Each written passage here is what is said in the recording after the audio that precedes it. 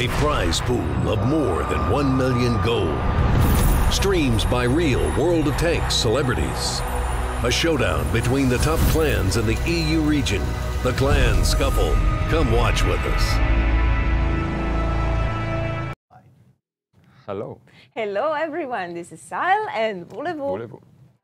We're back with the Clan Scuffle live stream. Yesterday we had the quarterfinals live stream. We had several matches going on, and if you've been watching us yesterday, you know that stuff went on. It was pretty exciting, yeah. Yes, right.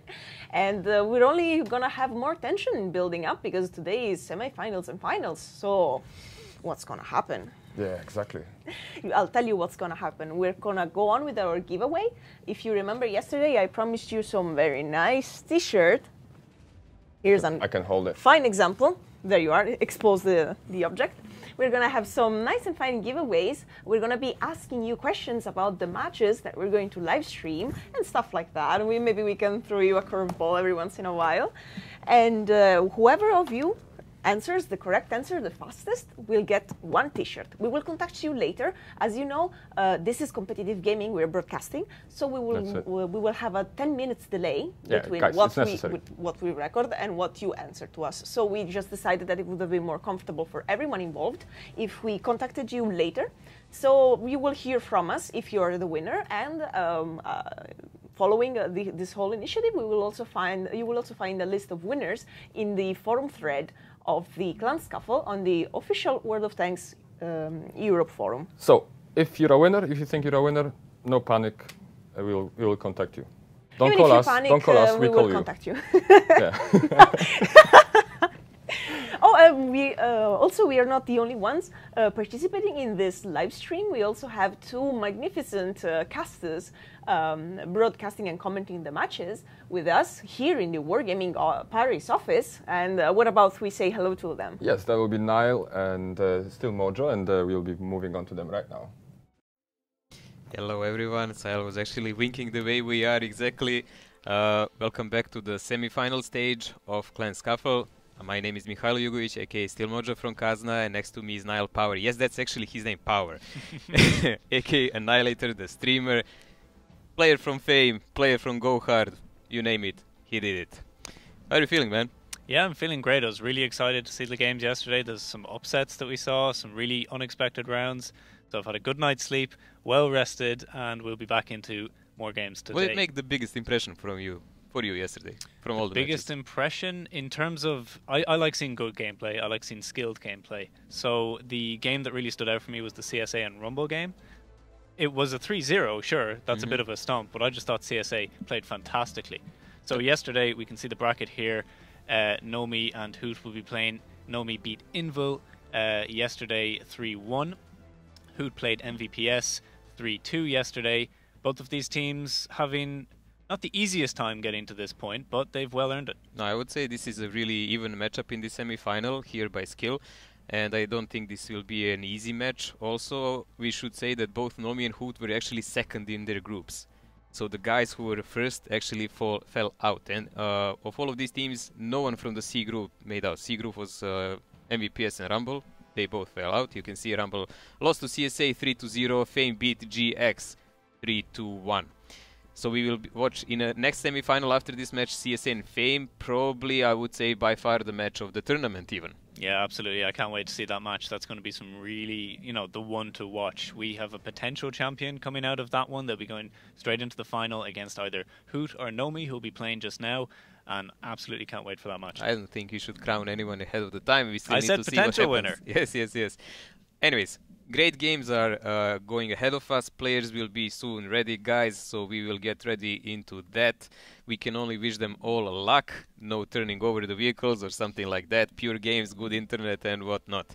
As we are concerned, we just want to see great plays. Nothing else matters for us. And great plays I think we will see on Himmelsdorf here as we are going into the match in just a moment. Hoot will be defending on the south. Nomi will be attacking from the north. Yes, Himmel is actually the pick of Hoot for this. They did the same ban as yesterday, Murovanka. So we will see how it goes here. If it comes to the tie, it's gonna be Clef. But attacking side, Nomi, Hoot defending. So Hoot here on the south, as we mentioned. Let's see what kind of setup they're taking. 50B standard for the hill, WZs, 277s, Super Conks, a type, Batchat, and E4 actually, it's not picked so often, and a 268. Nothing revolutionary here in the lineup, so we see how they proceed. You see some Super Conqueror stuff, a bit slower setup I would say, but not many Type 5s, only one. So there is definitely some kind of hill play coming here to effect from them. So Nomi from the north are splitting up, going 113s to the hills, supported by 50B, a couple of guys in the mid, 3 or 4 tanks on the western side of the map. Seems to be a holding play initially. There's no rushes coming out immediately that I can see. However, Hoot seems to have a high enough concentration on the hill.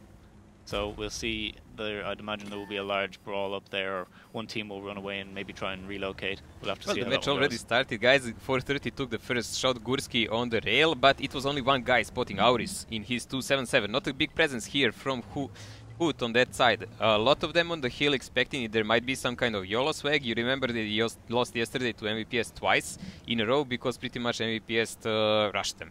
Nothing more to it. So, believe it or not, both Hoot and Nomi have returned from the hill, having not really spotted anybody. All the 50Bs, 113s, WZs, everything has come back down, returned to their bases, and it seems like we're actually going to maybe mate on the 8 line with Nomi, having a large batch of 113s heading straight forward at the moment. Yeah, Tokyo is here rating already for something like that, if it might happen, and we have really fast cavalry coming here up the way, E4 and Type 5, but it does seem like actually Hoot already has a good read on this, and they have the crossfire. The bigger problem will be how will they deal actually with the back part from the rails. Yeah, I think Nomi is going to have a tough time pushing through. There's an awful lot of tanks from Hoot in this location. Well set up in a crossfire. We can see the initial damage coming out. 1-1-2 easy carry rushing forward, taking a lot of the damage. They're going to have to try and split up the HP. There's a lot of tanks here from Hoot and a big fiery line. They're going to be dealing huge damage right now. This is not going really well for Nomi. This was kind of a YOLO swag without a proper investigation what's going ahead, I would say. And it's going to bounce badly on them in the back. Yeah, it's going to be very difficult to focus fire any of those Hoot tanks. They're in a large pack there and they can focus out very, very easily, as Nomi is very split up on the map right now. There is brawls going on all over the place. The 8 line is being cleaned up by Hoot, and the 4 line now is in Nomi's hands. So we've seen a bit of back and forth, but Nomi down on HP so far. We have a big problem because Nomi has 3 tanks on the top of the hill, 2 50Bs and a Batchat. All of these guys down and pretty much, I would say, squashed between the enemy. Yes, Nomi has a presence here, but Hoot does have that advantage with a lot of group tanks. It's just matter how will they use them now. The 50B or Halogma should start clipping out, like Gurski. You should not survive this for long. And there will be that counter-attack coming in from the hill. Sokol and the guys, they just need to start pumping damage soon, but they're not close. They're gonna need like 10-15 seconds. And look at the HP difference, is already like 5k. We can see Hoot swarming all over the remaining Nomi tanks on the downside, finishing them off. I don't think these 50Bs are going to have an impact in time. There's no HP left on the Nomi side. Hoot just has to withstand the full HP 50Bs, and they should have this one in the bag. Yeah, this is definitely the Hoot's game here. There is no returning from this. This is the Valley of the Dead. Sokol and the guys will have to play a bit faster maybe next time and read the map better. I actually really expected something kind of more profound from Nomi. I mean, they're the clan who can actually play really well tactically. This was hasty. Yeah, I'm not sure about the 113s going down the 8 line. Typically, on the 8 line, you want a lot more HP. 113, 2,300, not very high HP. It has the speed, but not the best tank maybe to push through. I don't think that's the issue. The issue is tactical in this regard, in my eyes, because like Hoot actually read them well, made a crossfire in their defense really well, and they didn't have any problem to close the game. Let's see the damage actually, like what happened here. Chuck Norris from Hoot almost 4K. Doing almost 3.7k in his Conqueror, and he was alive till the end of the game. Good shooting, man. Like, I'm really wondering. Yeah, we can see a lot of the 1-on-3s are like, yeah, most of them panned. in the bottom 5 doing less than 1,000 damage. Like, there was really nothing for them to do. Yeah, these are the guys who pushed the first. You can see by the Nomi guys, they did practically nothing the entire game. Like, it doesn't matter if you did like Marcel or someone in the end of the game a lot of damage, because when it needed, they were not in position. And it's not their fault. It's like a tactical call by a team. It's just like that. Yeah, I don't think there was too many spots even gone out. It seems like the teams didn't even fully get to the hill. You know, they sent maybe their bats up or something to spot. Both bats quick. were spotting and seeing nothing, and that's what worries me the most, because Nomi pretty much blindly pushed there, and they kept a couple of glippers in the back to cover the hill for that back push in the back of the enemy, of course. But they knew there is nothing on the rail. They had 3 of their guys there, and they could say, hey, the guys are not here. So it doesn't leave a lot of room. Where will they be? They had to be below the hill. And then you charge in with your entire team there, and you end up straight in the enemy's jaws, man. Yeah, I'm not sure what weak point they saw in the Hoot defense. I mean, if they're not on the hill, they're going to be on the downside. There's no two ways about it. And just charging head into that with 1-on-3s and like a Type 5 into a crossfire, like, you're never going to win a situation like that. So I don't really understand the logic behind that one, but you know, it is what it is. Maybe they just had a bit of bad communication. Maybe somebody gave some wrong information or something like that. You'll never know. But that is 1 point to Hoot, and Nomi is certainly going to have to try and turn it around for the next round. Yeah, guys, we are still playing today best of 5. So that means who comes first to the 3 victories, he wins the match. If Nomi allows here Hoot to take a second round, that's going to be entire map. That's the situation where Hoot was actually yesterday, and it wasn't a close match till the end. But you need to stay in the game. You need to stay in a game, and you need not to give an enemy such an advantage from the start. That's how I see it, and this was like something given really easily in my eyes. A big mistake here, coming really early in the match. The only game that will actually be best of 7 will be the final game, whoever plays it. Yeah, so we should be going into the next round now. The teams will swap sides, so it will be Hoot on the attack, and Nomi will be defending from the south. Here we go. Hoot is on the north side. Red team, everything's set. I wonder what will they do now, because they do have that 1-2-6-8, again 250Bs and a butshot, rotational force, mainly used to play the hill, but you can also use it because when teams play this kind of mode, they have no fog, like they will see each other, because it's a training room. So you can use a lot of setups actually to throw off the enemy what you really want to play. There's a lot of 1-on-3s coming out again from Nomi. I think they'll be heading towards the hill this time. Yeah, 1, 2, 3, 4, 5, 6... 7 heavies going towards the hill. We could see a brawl here that we didn't see in the previous round. Both teams are actually concentrating quite heavily on the hill. But there is something quite interesting, like 50Bs are not a part of that. Both Sokol and Marcel are going toward the rail, and only these nuts is going toward the rail.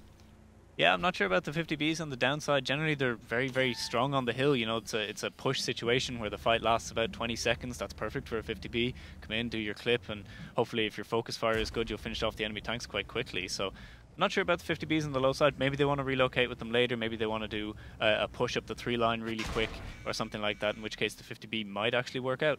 Look at this. Massive push over the hill. We have butshots, but there is already a big giveaway here, I would say, because Supa is on the top of the hill here, waiting, very aggressive. Like when you are here, the enemy can pretty much guess there's something going to happen there, because this offensive position cannot be survived unless unless you have a backup of several tanks, minimum. Very good trade for Supa here, dealing quite a lot of damage to Piotrix. Few shells for 1 received back, I would say. What's really important now that Supa is doing is he's trying to deny information to Nomi at the moment by peeking aggressively, making sure the bot can't come up and make a spot. So they've been able to perhaps sneak a few more tanks onto the hill that won't have been spotted. Oof, so now I think we're going to get a brawl. Yeah, Supa advancing forward, I think too early when his team wasn't in position. He's going to go down to Lackey, easy carry there. And now Hoot is going to have to do a quick retaliation around the outside of the hill. It's going to turn into a hold-down fight between all these heavy tanks. Yeah, this is a massive fight here, and we can already see that Hoot is bringing their 50Bs back, but they have 4 or 5, 6 guys maybe out of the battle. It's gonna be a cooldown action. We've seen it previously, and this is guys not advanced. You can't just throw the artist strike and massacre the enemy. The Bachat Piotrix is running away, so he will boost the enemy force, like Nomi force going down. These nuts, he's gonna die. He's alone on the rail, so that's not gonna work for him. This is a stalemate of the hill, and there is gonna be a lot of action actually going elsewhere. That's what we need to watch now and see how will it develop, because teams will have to make hard choices what to do now. There will be cap pressure, serious cap pressure coming in from Nomi toward the Hoot. Everything is now looking at B3, I would reckon, with the 3 tanks from Nomi going in towards the cap. They're going to start a cap off, but there's also 3 tanks coming off the hill from Hoot who are going to meet them halfway, and that is going to be a clash to watch, because whoever wins that will have the control of the northern cap, and that will break the stalemate on the hill as somebody is going to have to push in. There we go, Halogma, Padzi and Vromyan coming with their 350 beast over the cap. I would actually say they have a really good potential to do something, but they must make sure pushing that... in. Huge damage going out to the first 50B, peeking and taking both 268 shells, but they need to do their clips and kill these 268s ASAP. They can't allow them to shoot again. As I said, they should really focus not one guy to pick up all the shells in the world. There is a reinforcement coming, the 50Bs and the Bachat. They will probably delete them. So this is actually a really not solved battle yet. At the moment it looks better for Nomi, I would say, by far. Yeah, this is looking really, really good for Nomi. They're going to finish off that last 50B, burning actually as he goes down. And now there's only a Super Conk and a Type 5 on the low side. The rest are on the hill from Hoot. I think they're going to be completely cut off. They could start a cap. They can finish off these two guys. And Nomi is in a very good position right now. What a group fight. I can say here. Absolute massacre. A lot of tanks here, but Nomi has enough force here to survive this, which is important, and they're winning the game by cap, which is more important for them, because it doesn't really matter what happens here now. They secure the enemy base, and they can do whatever they want. Only 3 survivors by Hoot at the moment. It's a lost game. It's gonna be 1-1. Good comeback by Nomi, I would say, after the first game. Yeah, that was well played by Nomi on the downside of the map. Their 2-line push there with the 268s, absolutely winning them the game. They were able to go up. They were able to take out the single tank that was on C2, spotting the 2-line. So they finished him off. Went into the cap, forced Hoots to bring some tanks back off the hill, who were then, you know, not really, I guess, not really focusing properly to kill off those 268s. Maybe some missed shells or something. But I think they should have, you know, finished them off with less damage. But even that didn't matter, because Nomi had already responded with 2 guys who were coming in to assist the 268s on the cap, and they just cleaned up then at that point. That was a massive mistake in my eyes, letting only 150B to pick first. He picked up all 3 shells, like 2 shells from 268s plus a 430U.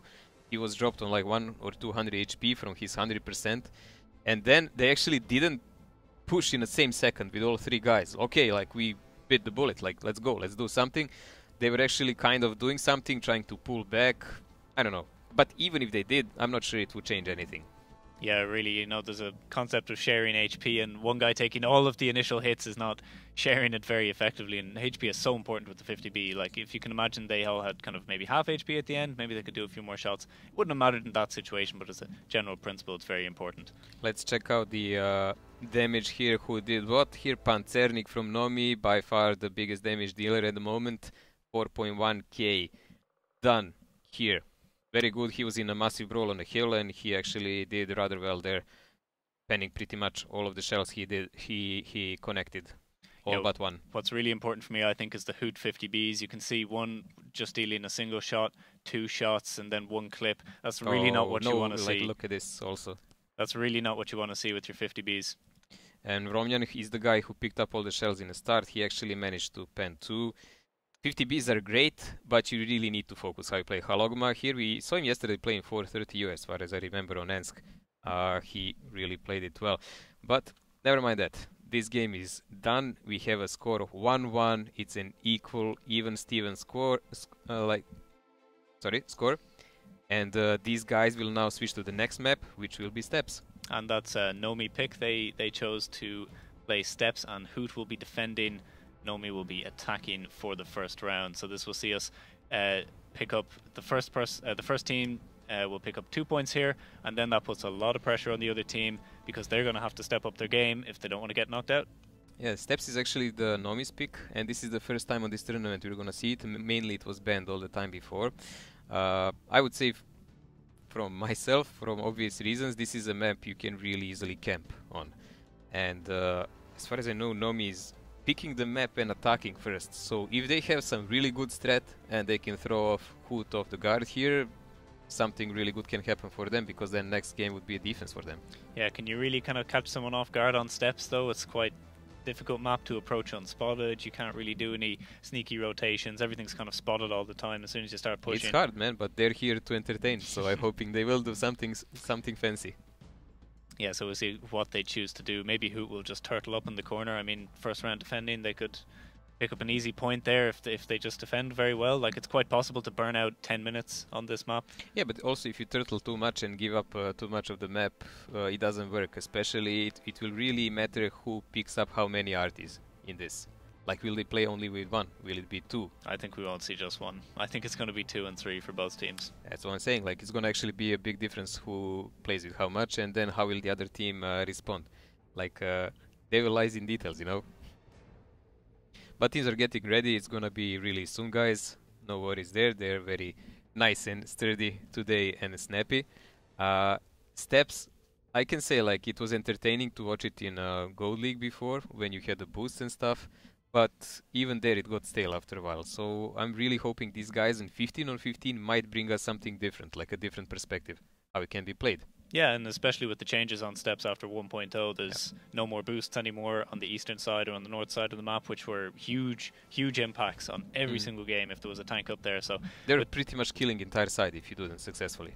Exactly. So now one tank can't just swing a battle like it could before. So a lot more important on the team's HP preservation, because if you get farmed down by RTs too quickly in the first maybe 5-6 minutes of the game, it's going to be a lot easier for the other team to push you. So it's going to be really important how guys are getting spotted, especially if there's a lot of artilleries. If you're getting spotted all the time, you're going to keep getting hit. And even blind shots from RT can do a lot of damage from splashes. Yeah, this map is peculiar in many ways. I'm actually hoping to see something like early aggression by one of the teams, dominating most of the maps and pinning the enemy down, because it takes quite a lot of coordination to do it well and cover entire battlefield, because these all three lines we have on steps are kind of natural barrier, and then when you're going by one of them, you are pretty much naturally isolated from your tanks left and right, and you're prone to counterattack. So that's a fine balance everyone here has to make, to close in the same time, to be able to cover each other well, to not expose too much tanks, plus to have a cover by RT, not to get wrecked in that moment, and so on and so on. So let's see. I think we are starting very soon, and I'm really looking forward to see their picks. Mainly how many RTs they take. Yeah, that's going to be the key player in this match, because that'll dictate basically how aggressive the teams are going to play. If there's a lot of RTs, we'll probably be here for 10 minutes. But we'll have to see, as the game should be going live in just a moment now. This is what we were looking for! No RTs from Nomi. No RTs from Nomi. Their pick on a map, attack side. That is huge from Nomi, actually. That just dictates that they want to finish this in 4 minutes. Yeah, you know that, man. It was same like Hood played against MVPS yesterday. They picked no RT on Prokhorovka, although MVPS didn't also. But Hood now has 2 RTs, so 2 GCs and a light to spot for them against no RTs, a light and 3 Bachats. Yeah, 3 Bachats, man. is unusual. 3 Bachats is like a rare pick. You can mainly see it maximum maybe on Cliff or eventually on Mines, but that's about that. Yeah, so we'll have to see how the teams are deploying now. Hood and Nomi 1-all at the moment. This is the second map, Steps. So potentially getting a winner out of this, but we'll have to see how it goes.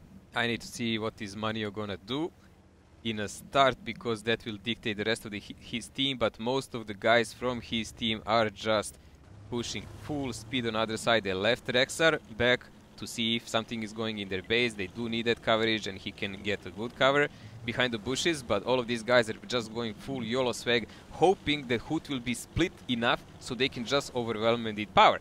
But if Hood manages to stop them in some corner, guys, like for 30 seconds, that's it. It's just not gonna work.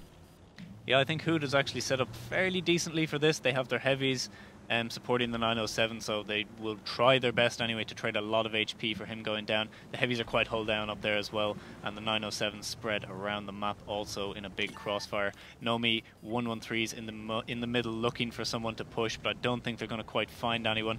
907s are overtaking the other side of the map. They're pushing that single 907 out, and the heavies hull down from Hood will have to deal as much damage as they can, because I think they will be pushing next. And this is a quite YOLO push here coming from the K and J line. It's almost the entire team of Nomi there. That's a lot of guys on one spot. Guys, when RT goes in reload, they will know it. But they need to be very careful not to get in a serious crossfire from everyone in the Hood team. I mean, the only guy from Hood who is actually passive at the moment is these nuts. Like, he's a crazy German, man. He's in the middle of the enemy line down there. So one of the Superconks is actually getting knocked out. Chuck Norris taking a huge amount of damage there, and he goes down. But the WZ has actually retreated successfully, so I think he's going to stay alive for quite a bit longer there. This is really important for Hoot to keep those guys at the front line alive while the rest try and farm damage off the advancing Nomi tanks. 2 tanks down for Hoot, that's 2 guns down, plus they have 2 arties. This is actually not going well for them because they're getting grinding 1 by 1. This is like smiting damage, man. Leho is on 1 shot, but he managed to kill Piotrix here. That's actually quite important because that's a gun less, finally, on Nomi's side. And they're losing an i7 more, and never, like now at the moment, the HP of Nomi is starting to drop down. And there is a huge difference because there is a lot of guys in Hoot team who actually have full HP. So this is really a bit of just a trading game at the moment. We can see the Hoot light has actually gotten through the middle, right through the center of the Nomi push, and is running across the other side of the map. So he's going to be shooting in the back. Annoying. I think there's a Batchat coming to hunt him down. He finished off the 113 just now. Easy snipe on the T100. Easy but snipe. Rexar and his Batchat, full HP, is coming to hunt him down, and I think he's going to find him. There's no escaping anymore, and he goes down. Yeah, so but we have a lot of guns here on a low HP from Nomi, and only 1 guy on low HP from Hoot. But entire rotational force pretty much from Hoot is down. Like Hadi is the only guy left in live in a medium. I cannot even count. Patsy is on 100 HP, like 1, 2, 3 HP. Wow, that's so nice. But on the other hand, only Panzerny has some significant HP in 113 from the Nomi guys. They need to now think very carefully how to approach, because they cannot allow this game to prolong very much. 2 arties will always work against them. The bigger distance they keep from Hoot, the bigger problem they have. But I would say they already have one huge problem, and that's called like 6,000 HP deficit. Yeah, never minding the HP, it's the 2 artilleries that are still in play that they're not going to be able to knock out. They're just over time, they're going to keep bringing down their HP anytime they're spotted, so their 907s can't really trade. They're going to have to do a push to make that successful, and if they're trying to push in, there's a lot of full HP heavy tanks to get through before they're going to find a victory, so I think this is going to be really, really tough for Nomi to break. See guys, this is the heart of defense of Hoot. 30 clickers in position and ready to shoot. Nomi tried something brave, but at the moment it's not working out. There is 6 minutes left, so 4 minutes we are in the game, but the game was already stale. The problem for Nomi is if they get spotted anywhere a bit away, they're gonna get chipped. They're gonna always get chipped slowly by artists. Plus, let's not forget, Hoot also has 2 super conquerors. One of them is in a bit of a problem here. We can see Auris. He's taking some damage from distance, and he doesn't see by who. That's the big problem for him. But I would say he was a bit carelessly positioned also. Well, as careless as they were, I don't know if it was as careless as Nomi would have liked them to be. I think they were hunting for a lot more tanks over the western flank. All they found was 2 heavies and a 907. There's not really a whole lot to kill there. So, sure, you know, they made a few kills off that, but it really wasn't what they were looking for. The rest of the Hoot tanks were successfully bunkered up in the back of the map, and really didn't get the advantage they were looking for. And without an RT, which was a really bold pick, not taking an RT for Nomi, they're going to find it so hard to take any HP off these super conquerors that are just peeking over ridges, damage going denying on spots, by RT. and just they're going to be able to just keep peek, and they will spot the pushes. So this push is spotted in. You can immediately see 2 RT tracers are gone down. They're aiming there. They're ready to try and support this super conqueror. Let's see, do they hit? But they are in reload. That's because they were shooting like really recently. That's why these 2 Batchats can actually do this. We saw the damage coming in the back. So they deleted him. Yes, they were aiming here, but they had no shells. And that's kind of discrepancy in defense of here, because they were not covering him that well. They didn't have a shell until just a few seconds ago when one of them reloaded. Or was that a super conk? I just saw a GC. Yeah, we still have a 6,000 HP advantage here for Hoot. Just the number of the guns is lowering slowly. It's gonna take quite a lot to win a game like this. So the only tank with any HP left on the side of Nomi is Panchernik. Kill him. Still, he's trying to look. He's actually finally killing the super conk. That's actually going to open them up a little bit. It might enable them to try and push the conk and the 907 sitting behind them, but you know, really all it's doing is taking away a spotter for RT. So he does go down, but 3 minutes, 40 seconds left to go, and they still have so much HP in the back for Hoot that's going to be so difficult to dig out. They're getting the easy HP at the moment, the guys that were in the more forward positions. But once you have to kill the guys on these hills who can just drop back, they can go safe, and there's no RT to damage them. Look in at the this meantime. position, like where blue is. This is a really, really good position, man. Because from here he has a good crossfire toward the cap. No one can actually pressure the cap if they corner them. He can cover that entire side. He can fall down into this little ditch. and it's going to be a pain for them to actually try to climb someone here. Yeah, this Wheezy position, it must be a multi-tank boost. I don't see an easy way of going up, but I'm sure they've practiced that one. They were well aware that they were going to get their WZ up there. That's exactly what an arty is for, to hit those positions. So I would say this guy is the core of the problem for Nomi, because even if they eliminate the pocket with arties, this guy can protect the cap. And tick-tock, and another Nomi tank goes down. 2 minutes, that's very, 40 seconds. Poetic from you, mate. You must be Irish. Poet, and I don't know it. And Nomi is very, very slowly running out of HP here, just down to the last 6,000. That is half of what Hoot has, and they're going to have to push in. Not looking good at all at the moment. Well, it comes to these guys. They're gathering their forces here. There is really nothing to do except just to throw the dice and hope something goes well for them. Hey, you never know. Some Amorax on a Super Conk or something like that. Miracles do happen. Yeah, they will need an Amorak on that VZ in the back because, you know, they don't have artillery nor arty strike. Maybe 2 Amorax. Yeah, they're gonna need that to compensate for this huge difference in HP. I would say the final moments are here. They're getting ready. Once they start getting spotted, they go 600 damage almost on Jordan here. He picks up the damage. There we go, followed by damage on Sokol. All going well as planned. Not. Well, the 907s didn't even really group up for this push. Just the first 2 guys kind of went in. So I think it's a bit of a suicide push here. They didn't even seem to want to bother coordinating it. So they're just ending off the game. Yeah, this is pretty much it, guys. Last moments on this side of the map at least. I believe we will be shortly in the result of 2-1 to Hoot, and we will be closing on match point. But still, couple of seconds left here. Some guys have HP and they're still struggling and fighting. Oh, easy damage farm for that STRV now. He can maybe pick up about 1k extra damage, which is always nice. Oh. Unless he team kills his own 907 in the last dying moments of the game. Team kill is always legit, right? Oh, but he might actually get an arty. He hit one of the arties there. That would be nice to see an arty die. Oh, unlucky. There you go. Rexar is doing I don't know what. Running away. Okay, never mind. And we found him. So we have our result 2-1 after 3 rounds now, and we will be swapping over the other side now. So Nomi taking a really, really aggressive stance that game. Well, we saw no arty. As we said, there is no fog of war. When you are playing from the training room, so Hoot, as example, if this was a clan war, they would not know. They would not know. It would be a blind play that can work. But playing it like this in a training room, it was a huge risk because there was nothing else for them to do against 2 arties except to push straight away. Hoot knew it, and they positioned really well. And I would say the final positioning, like they had layers, they had forward guys who were taking damage. Yes, they were dying easily to the massive amount of tanks, but they were always trading more. So if like Nomi did 1 shell, they were doing like 2 back for that. And over time it stacked up. Although they could not focus the targets, they could drop the HP enough so that in final stages of game they can actually do something about it. Let's see how much actually damage Arty did in this game. That's gonna be interesting for all of us to see. Supa 3.2k damage here. 4 penetrations, direct hits. Halog, actually not that much. 5k damage done by Arty. I would say the biggest problem then for them was because they were constant threat.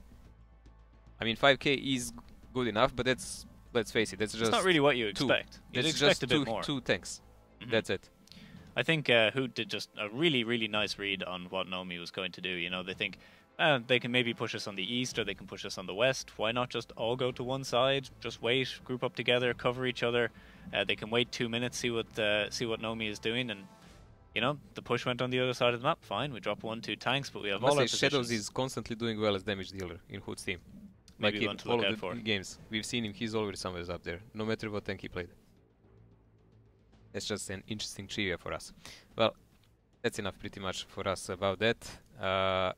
We are going to shift to a next side of this map. It's gonna be defense for Nomi this time, and Hoot will have to attack. I hope they have like more sturdy tactics because otherwise they will be out of the tournament. Yeah, I wonder will Nomi go for the full aggressive, no RT, full 907, 113 push again, or will they go for something a bit more conservative? I think I'd recommend going a bit more conservative, taking 2 RTs, try and play a bit positional, try and get an advantage, and then make a push, rather than just going for a full in push, where who could just predict again, exactly the same thing that they've done. Just predict what side they're going to go on. They could go east, they could go west. Just go all to one side and wait for them. They played a great game, second game on Himmelsdorf. The first one they, I would say, pretty much threw away. This was also kind of reminded me on that first game. You know, blind, brave push, and if it works, it works. That's about that. Which is not really what you want to be doing in the semi-finals. Yeah, and it's not only that. Like Hoot, we saw yesterday that they actually lost 2 times to the rush of MVPS.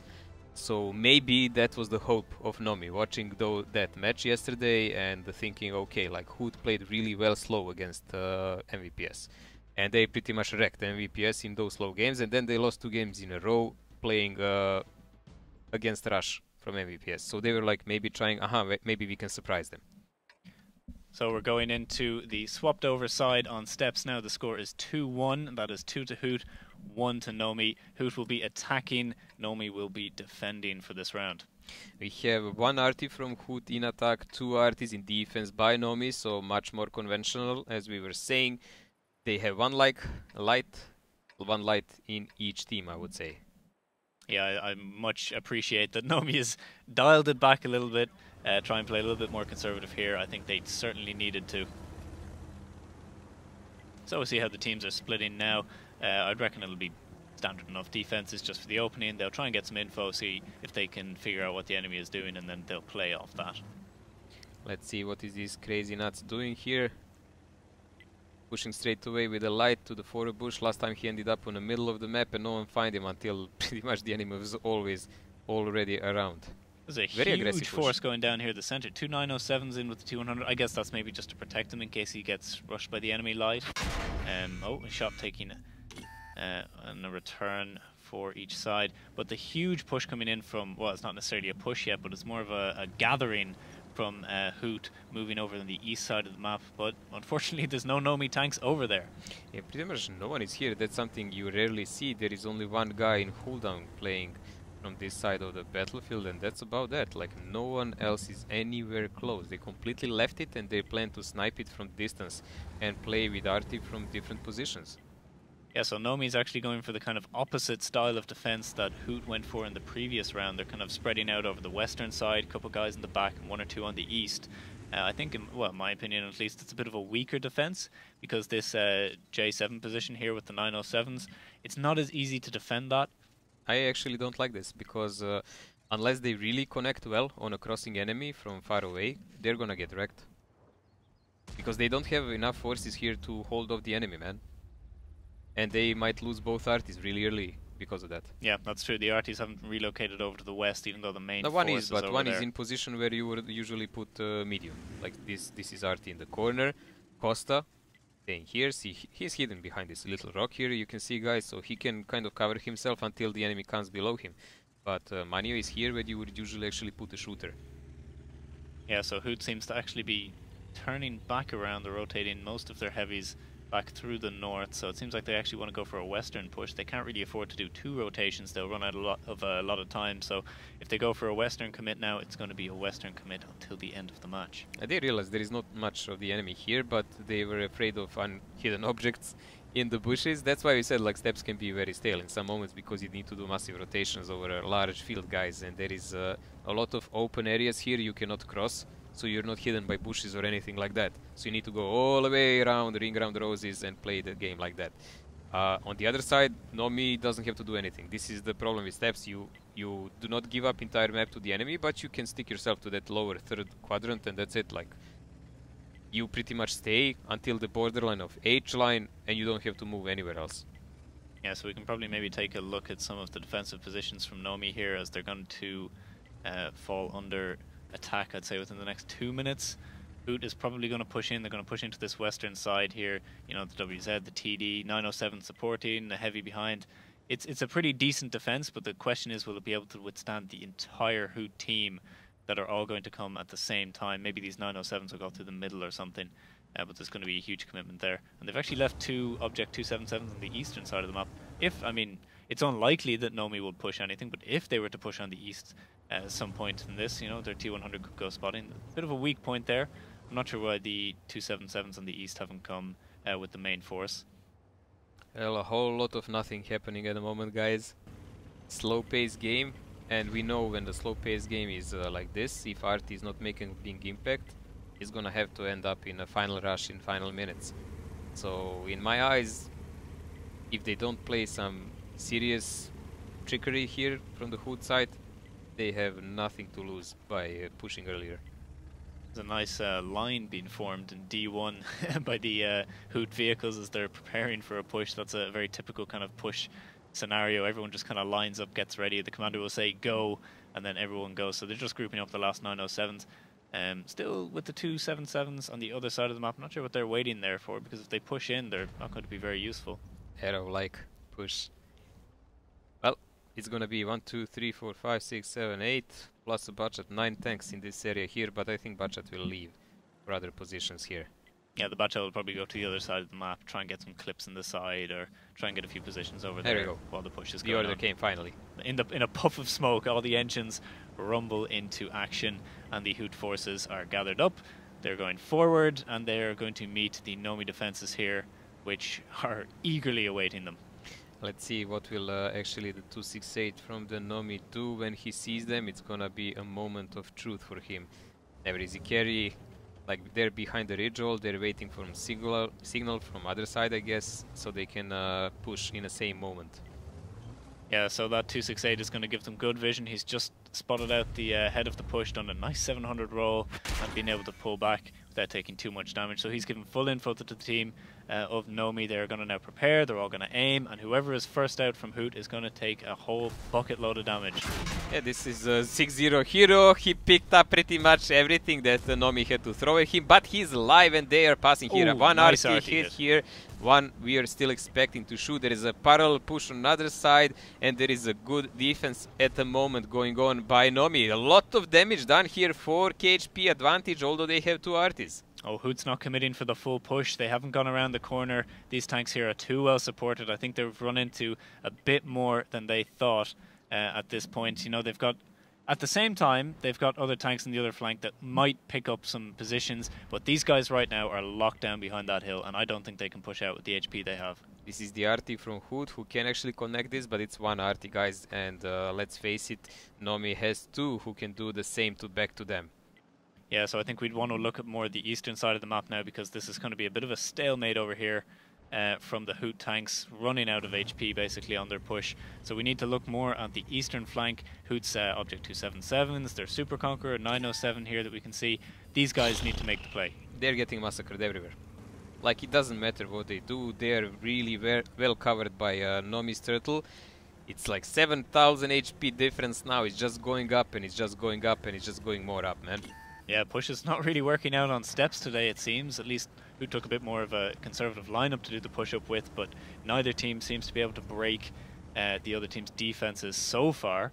We'll have to see if Who can pull something out of the bag for us. There is nothing I can see they can actually do about this. But okay, maybe they can stand me wrong. But there is a number of the guns dropped here. 3 guys down from Hood, still fully entire team alive from Nomi. And the HP is again dwindling for Hood, as well as time, man. Yeah, there's only 2 minutes and 40 seconds left. Time is ticking for Hoot now. They're going to have to make a big push with all the tanks. Even though they don't have the HP, it has to be done. Nomi's actually barely lost any of their HP. You know, there's only 1 shot's gone off, a tank here and there, and 2 guys on about half. That's it. That was a one-sided bashing here, so I would say beside those fast rushes that Nomi tried as a trickery on both first games of the maps, like, they actually outplayed Hoot in the second games, every time. Yeah, the setup was pretty good here, whether it be coincidental that they just happened to set up on the west and that's where Hoot pushed or not. They did receive it very well. There was good focus on the cross coming in. There's good coverage of all the positions, so they've clearly put a lot of work into making sure that this defense works out. Hoot really struggling to break through anything here on the western flank. They're just getting absolutely massacred behind this rock right now. All of the guys there on 1, maybe 2 shots of HP, and they're just going to get counter-pushed now by Nomi as they want to clean out the match. Last moments of Hood, guys. They will die gloriously, but they will die anyway. Vromnjan and Skies are the last to hold the barrier here. Chuck is far away together with Halogma. That's not gonna... Actually, I think Chuck is actually dead. It's just he was just far away, so we can't see it. Well, that's how the mod works, guys. If he's not in a drone range, we can't see when he loses the HP. And also for guys who were confused yesterday, notice, no, we cannot increase the minimap. We would like to dearly, two of us also to do it, but it's just not doable. This is how the obs mode works. It's unfortunate that there's just so many players on the left and right hand side of the screen. If you were to make it any bigger, it would start to overlap. So the light here picking up a nice arty kill and closing out the round, squaring it all off to 2-2. As we said, we did expect a tight match here. This would be actually my prognosis, 3-2, but I would actually not dare to say to who. I'm really not sure, because both of these teams for me are really similar in the skill. So this is coming to what I expected more, although I really didn't expect Nomi to lose those games like that, because they tried something really, I don't know, would I even call it brave? Hasty. Yeah, we did expect a really close match between these two teams. We reckon they'd be fairly equally balanced, and we've been given just that with a 2-2 score. So even just having a look at the damage here, it's not looking good for Hoot in the slightest. Just their RT piece there coming out on top with 2.5k, and the rest of the guys dropping off very sharply. Well, let's sort it out like this, it's better, man. Like, look at this, we have 3 guys from Hoot that actually didn't connect a single shell onto the enemy, and couple of guys that are below 1k damage. Yeah, and an RT from Nomi actually making 4k.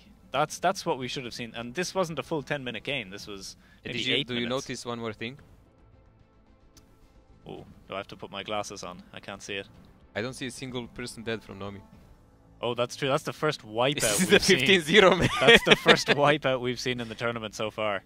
This is why I actually expected people to avoid playing steps, honestly. Yeah. Because defense here really, if you have a good disciplined team, it's hard to break it. Yeah. It takes a mistake from defender. Yeah, both teams just having a steady defense, didn't really have to do anything. They've set up their crossfires, covered their angles, and that's all they really had to do. Wait about 8 minutes, and eventually the enemies just run out of HP. I think we're going to have to await steps rebalance 3.0 to watch it play really well in the future. Maybe we were talking, maybe some little hill in the middle, right? Yeah, like a hill like mines or something in the middle to cover over the field. That might open it up a little bit. But anyways, we don't really need this damage panel anymore. I'm really looking forward to see who will actually get aside. Who do you think has the fastest attack? The fastest attack? Now, the Himmels games were quite chaotic. And both of those the defender won, so there's no round on step. So it goes down to the Himmels matches, which both team... Did either of the teams win their attack? As far as I see, Hoot is on defensive side. So Hoot chose the side. Is that true? Hoot has the fastest win. Hoot had the fastest win, yeah, and picked the side, and they picked defense, of course. Defense on the cliff. So they will be from the south side of the cliff, guys. Cliff is not something we've seen these guys play on the tournament yet. No, we've seen Cliff a lot in the tournament. We've seen Nomi play it. Yeah, they played against Invil, and they beat. I think they played against Invil first. Yes, and they beat them 2-0. Yeah, 2-0, and then they went to 1-1 on the next map, so that cleaned it out for a 3-1. And Nomi actually had a good play, good rotations there from both sides. But Invil also did those little splits, if you remember, and that kind of costed them the games. But Hoot is not that kind of enemy. They're more disciplined and more versed, and they're defending now. Yeah, we haven't really seen Hoot make any big kind of call mistakes. You know, they're only when they were rushed by MVPs. Only during the rushes. So they've been a pretty steady team so far. So Cliff, it's a pretty rushy map. I think there's not a whole lot to be done, but you need a good calm call. It's usually one call wins you a game on Cliff. I can't call it like really rushy map, because that would imply it's you just go YOLO to the enemy straight away. A tactical rush. Yeah, you go for a tactical positions, really aggressive toward the middle of the map, and then replay. Basically, everyone's shooting everything. Basically, you need to kind of sort out, like FC has to sort out exactly what's going on based on what he sees, and even more by what he doesn't see. And then he needs to turn tanks here and there immediately. And we've seen teams like CSA, as example, when they don't see stuff, they react and they go, even if needed, on the other side of the map blindly, and they find the enemy there. So we're going into our tiebreaker round between Hoot and Nomi. The score is 2-2. Hoot on the south, Nomi on the north in blue. Let's see, what do we have from the tank lineups here? 1 RT by Hoot. 2 GCs by Nomi. Nomi in attack, 2 GCs. Okay, we've seen that too. Yeah, by a couple of the teams GCs. From the attack side. Usually from the attack side. It's also a bit easier to hide them from that side, to be honest. So we'll have to see. I think it's even though the South is the defender, I feel like the South still makes a lot more plays. So we'll have to see how they split, whether they send a lot of heavies down or they send a lot of heavies up. You can't really send those heavies down from the northern side. So pretty standard split. It looks, you know, about 60-40 split here coming out from Hoot. A lot of heavies in the mid, but a lot of heavies in the downside as well, supported by a 268. So they seem to have, you know, a split, but an unpushable split because there's just so much HP in the middle. Will he dare? No, he's gonna drop off immediately. Piotrix is positioned to clip if he tries to go up, but actually no one does that anymore. Who does that anymore? It's suicidal right at the beginning of the game, and it looked like he was going to try the boost, so maybe he can be the first person to successfully get up that boost. Yeah, because no one can expect it.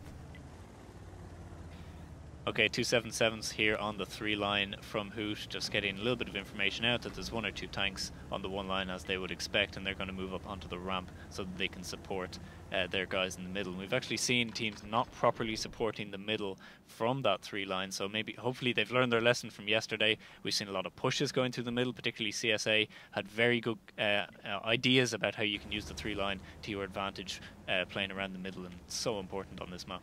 Barely anyone left here to defend this side, only blue from the side of Hoot.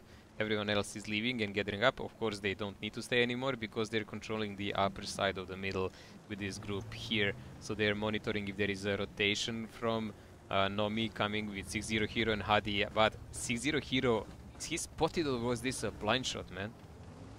I'm not sure, but Nomi actually moved some of their WZs down to the lower side. It seemed like they were anticipating some sort of a push, even though I think a push down there would lose Hoot the game, but you know they still Nomi moved. is positioned very defensively, actually. Like they will defend against 1-2 because they have both artists there. But that's about that. Like they are not set up to move anywhere. They're set up to play with those artists for the next 3 or 4 minutes. Yeah, they're certainly going to try and put them to use, but they're going to need to get a few spots out. So maybe getting their T100 on the hill or moving a few 907s up a bit more aggressive in the mid would put them into a bit more use. I guess the arties are doing a lot of blinds now at the moment. There isn't a huge amount spotted. Yeah, this is just a purely defensive setup by both teams now. Nothing much is going on. I wonder if Nomi knows that they're on the attack. I think they do, but they're trying to do more damage with this arty, man. Well, they need to. Well, you can't just expect, oh, arties, go shoot enemies, go do damage. Go blind shoot. You know where they are. You need to give them targets. And to give them targets, you need to play a little bit more aggressively. You need to force the enemy to move around the map a bit so you actually have opportunities to shoot them. Because arties can't shoot through rocks. Well, as far as I'm watching this, every rock on Nomi's side is covered. No problem there. Oh yeah, they've got all those positions covered. Even bushes behind the rocks, trees, everything they can get, they are sitting in. But while you're sitting in your defensive positions, you're not spotting anything. And those arties, at the moment, it's been 4 minutes. And oh, there you go. 1 connection per minute. There isn't a huge amount of damage gone for 4 minutes, or well, 3 minutes now worth of arty play. They're still on same HP, man. When you attack, you don't want to be same HP as the guys who are defending. Well, I think Nomi's actually done a little bit more damage. It's just they maybe had a slightly lighter setup starting off. But still. Like when you are pushing, they were you anticipating end up in a crossfire, and that's not a position you really want to be in. They should really be anticipating that they'd have a bit more of a HP advantage because they're going to have to push at about the 3-minute mark. That's generally as late as you want to leave it. So they've got 3 minutes worth of RT shots to do to create some sort of an opening that they can push through. So be that push on the 2 line, trying to take out the 3 line then, tanks from Hoot, or be it through the middle, or as we've seen yesterday, a couple of pushes going to the eastern side of the hill. Some successful, some not so successful. We saw a bit of both. So we'll have to see how Nomi plans to attack in the next couple of minutes. I don't know, man. At the moment, I am not really big fan of what Nomi is doing because I think they're squandering their own time. I don't think they played aggressive enough in the start. Even when you play with 2 arties, I think you should get a bit more positions than this.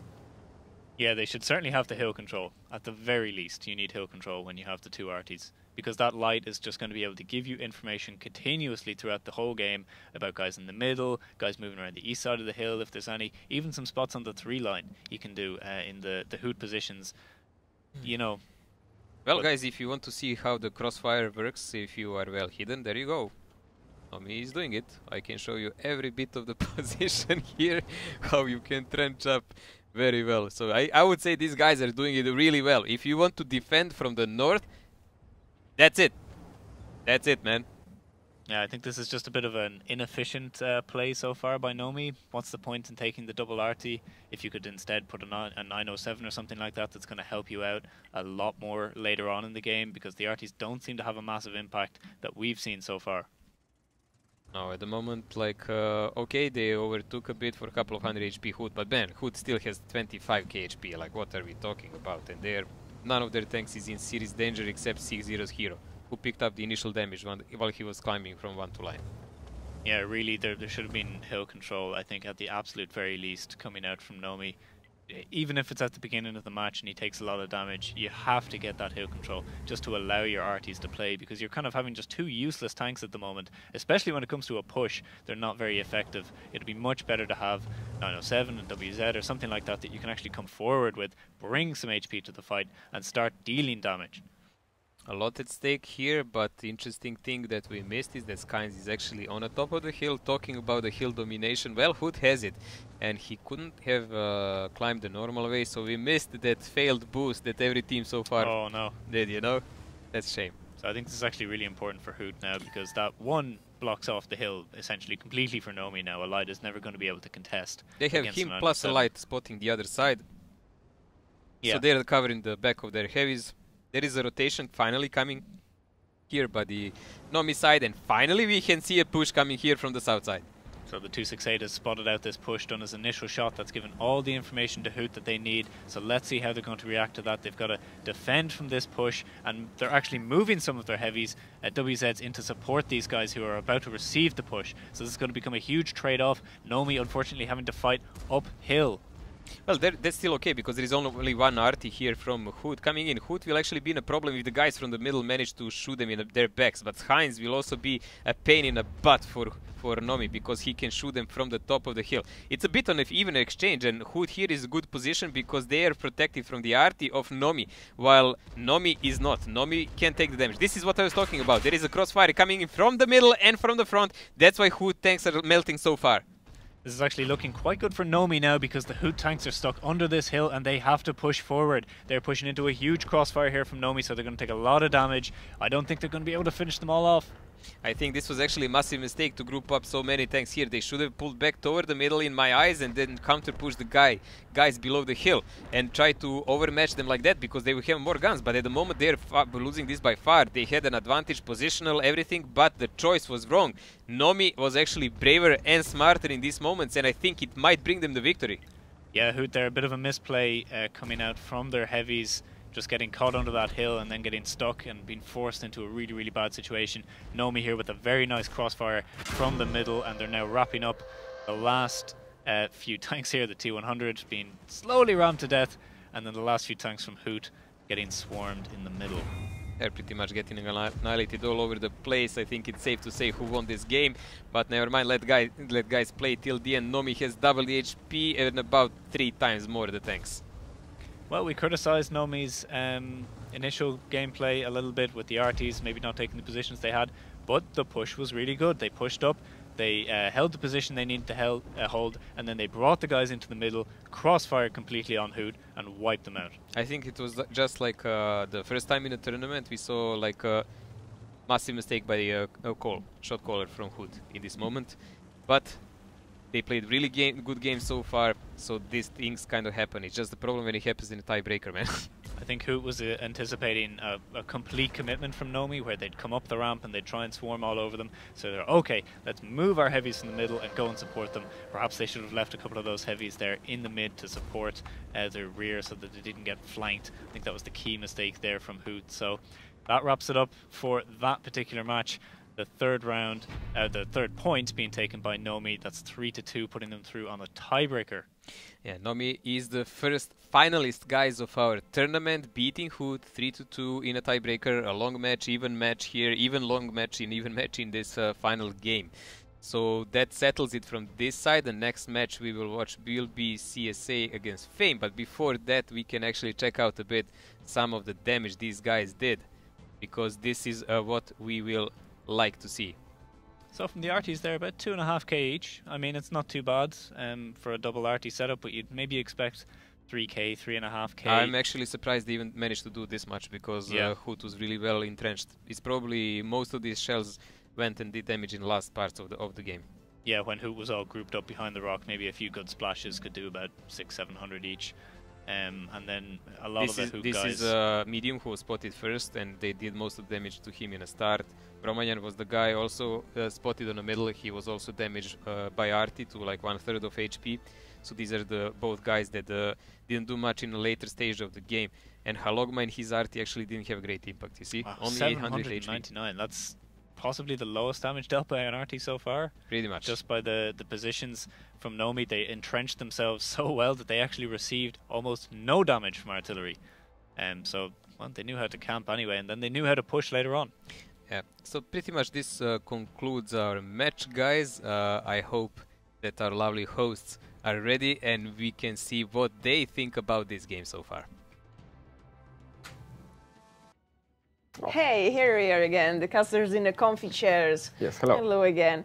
I am disappointed. I seem to be cheering always for the losing team. I am so sad. I started cheering for Hood because, you know, like, how can you not be conquered by nicknames such as Chuck Norris and this Natsu? It was a close fight, right? Yeah, I was in for it. Also, we were not expecting it for, you know, to go for so long, like until the tiebreaker. So it's already, you know, the day is already quite a struggle. Actually, we already, as we announced before, we're running a giveaway today. And we already have the first question for you, and it's actually pretty simple. Let's start with the simple game. You want to ask a question? That's why I keep you. that's why you're here. Guys. So you've already noticed a couple of times that we've mentioned the amount of gold that we're giving out, and lovely Sal here has got a very cool thing that she does when she mentions the number. Oh, but that I'm saving for later. Oh, you're saving it for later? Let's start with the question about the match, and the question is actually. So the question was, who won the first match? And the first one who will say the first one, two? Let's not the first two. We're feeling generous. Let's start first two of you who will write in the chat who won the first round is going to get those simple t-shirts. Question, double prize. Yeah.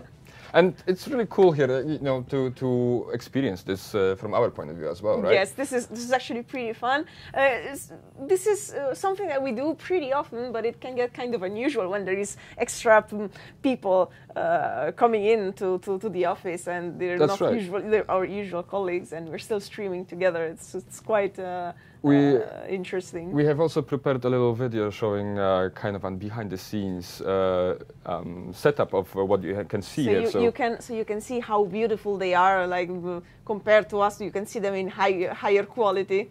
That's it. So as you can see, you've got a caster sitting not far away from us. There's the obviously what you can see in the matches as well. We're having some. Well, there we go. That's me from behind there. Spotting what's happening. Yes, this is us watching the matches with you live.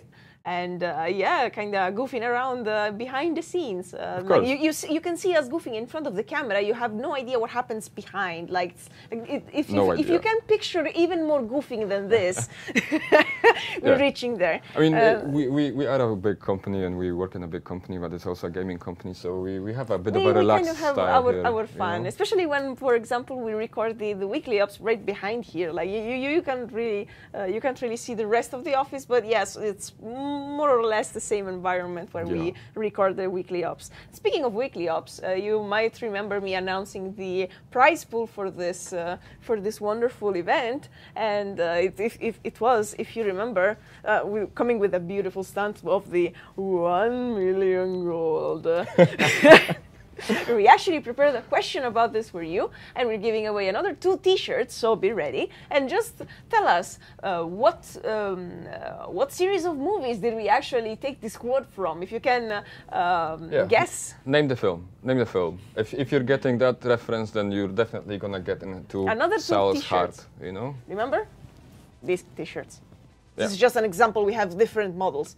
And remember that we're going to pick and announce the winners with a delay. So if you do not hear from us, don't panic. Or, yes. And so this is quite an amazing experience here. Like, it's very nice to actually meet the casters in person, and it's very nice. Of course, the office is in Paris, so it means that whatever life you can have here, it's going to include women and wine. Have you already had women and wine experience with our casters? We definitely had the wine experience. Unfortunately, there was a shortage of women around. But yeah, definitely. definitely we've bonded a little bit over a glass of vino yesterday. Yes, you're right. We are here in Paris, and it's super hot outside. We're getting cooked here, to be honest. But the office is nice and cool, so actually getting goosebumps here and everything. But it might be the excitement as well, right? That's it. Some would say that since it's a wargaming office, we should have offered them vodka. Vodka? Well, no. This is wine. This is the wine wargaming office. This is the wine office. I would say vodka goes more east. So I wonder what they would drink in Singapore.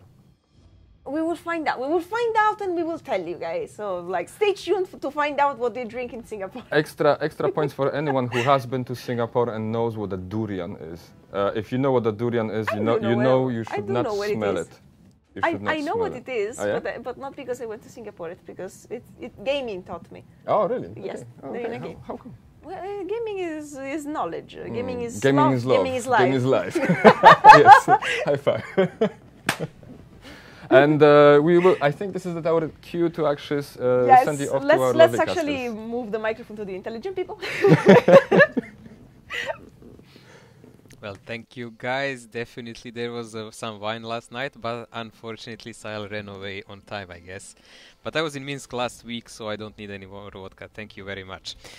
We are moving to the next match here. My name is Still Mojo. He's his Annihilator with that cool surname, Power. Still Annihilator. Still Annihilator. And we are so excited to be here to view what I think is the pinnacle match that we've seen so far, which I hope will be trumped by the final that we will get out of one of these. One of these guys will be our finalist to go along with Nomi, who have just there beaten Hoot with a 3-2 tiebreaker.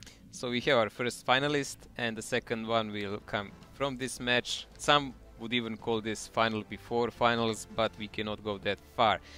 By far, these are the two most dominant teams on the server at the moment, but they need to prove their reputation here.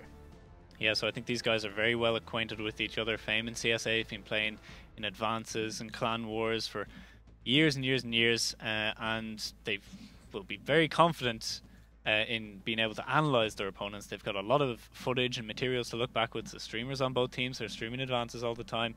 There's plenty of detail they can go into. Both of these clans are very high skill, so I think this is going to be an absolute match to watch today.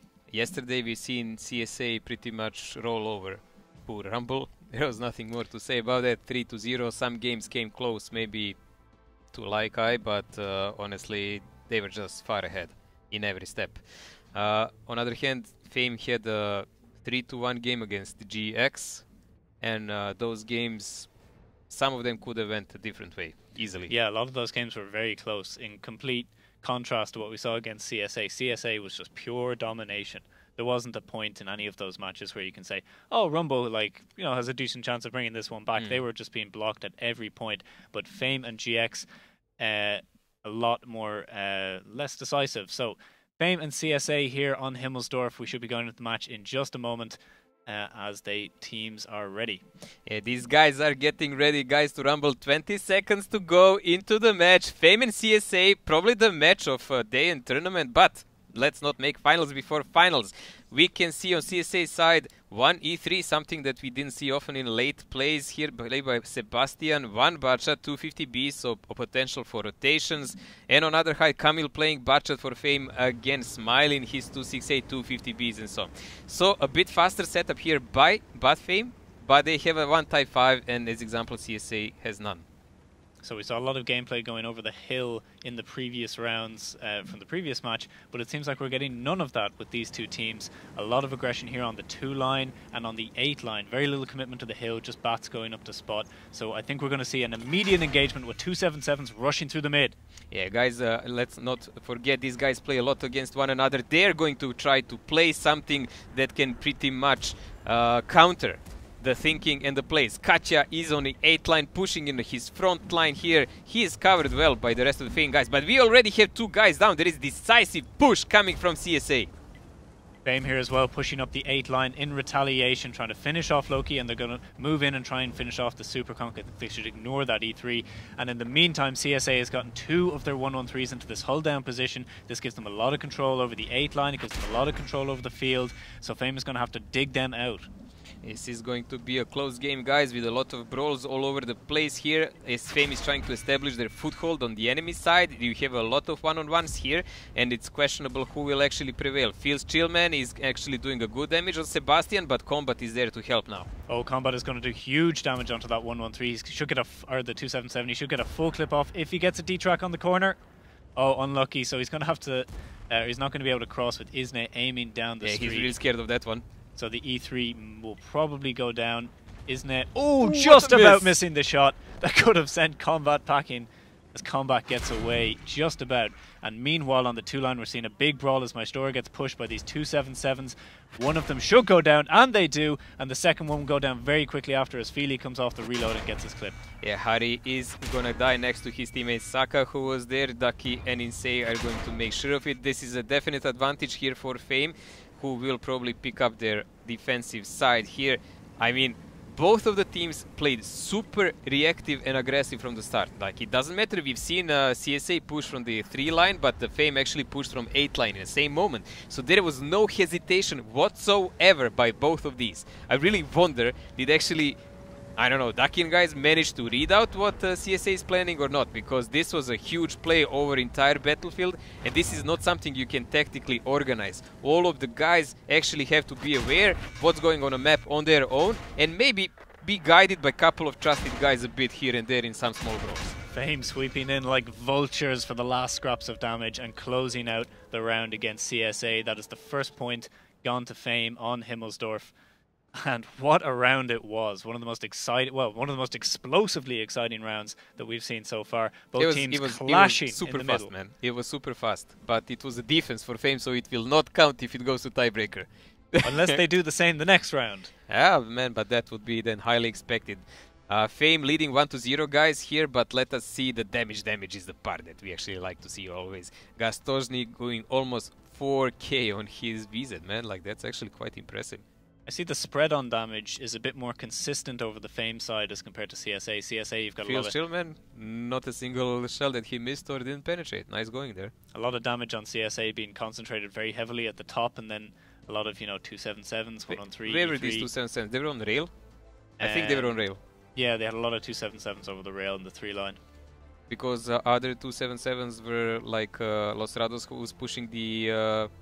he was defending actually the 8-line. Yeah, and they were forced to push into the 2-line, which Fame had quite well set up, you know, with 1-on-3, supported by 50B. No, my mistake. They were all on rail. They were all on rail. Yeah. They were just countered really well. So we have two 50Bs. Okay, this is really nice. 50B is actually doing a lot of damage for them.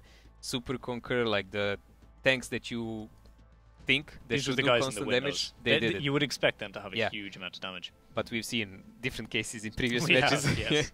But still, Fame outplayed them here by far. So there is nothing more to say here. Fame lost only 4 plays in this huge brawl. I would say this should have been a bit bloodier.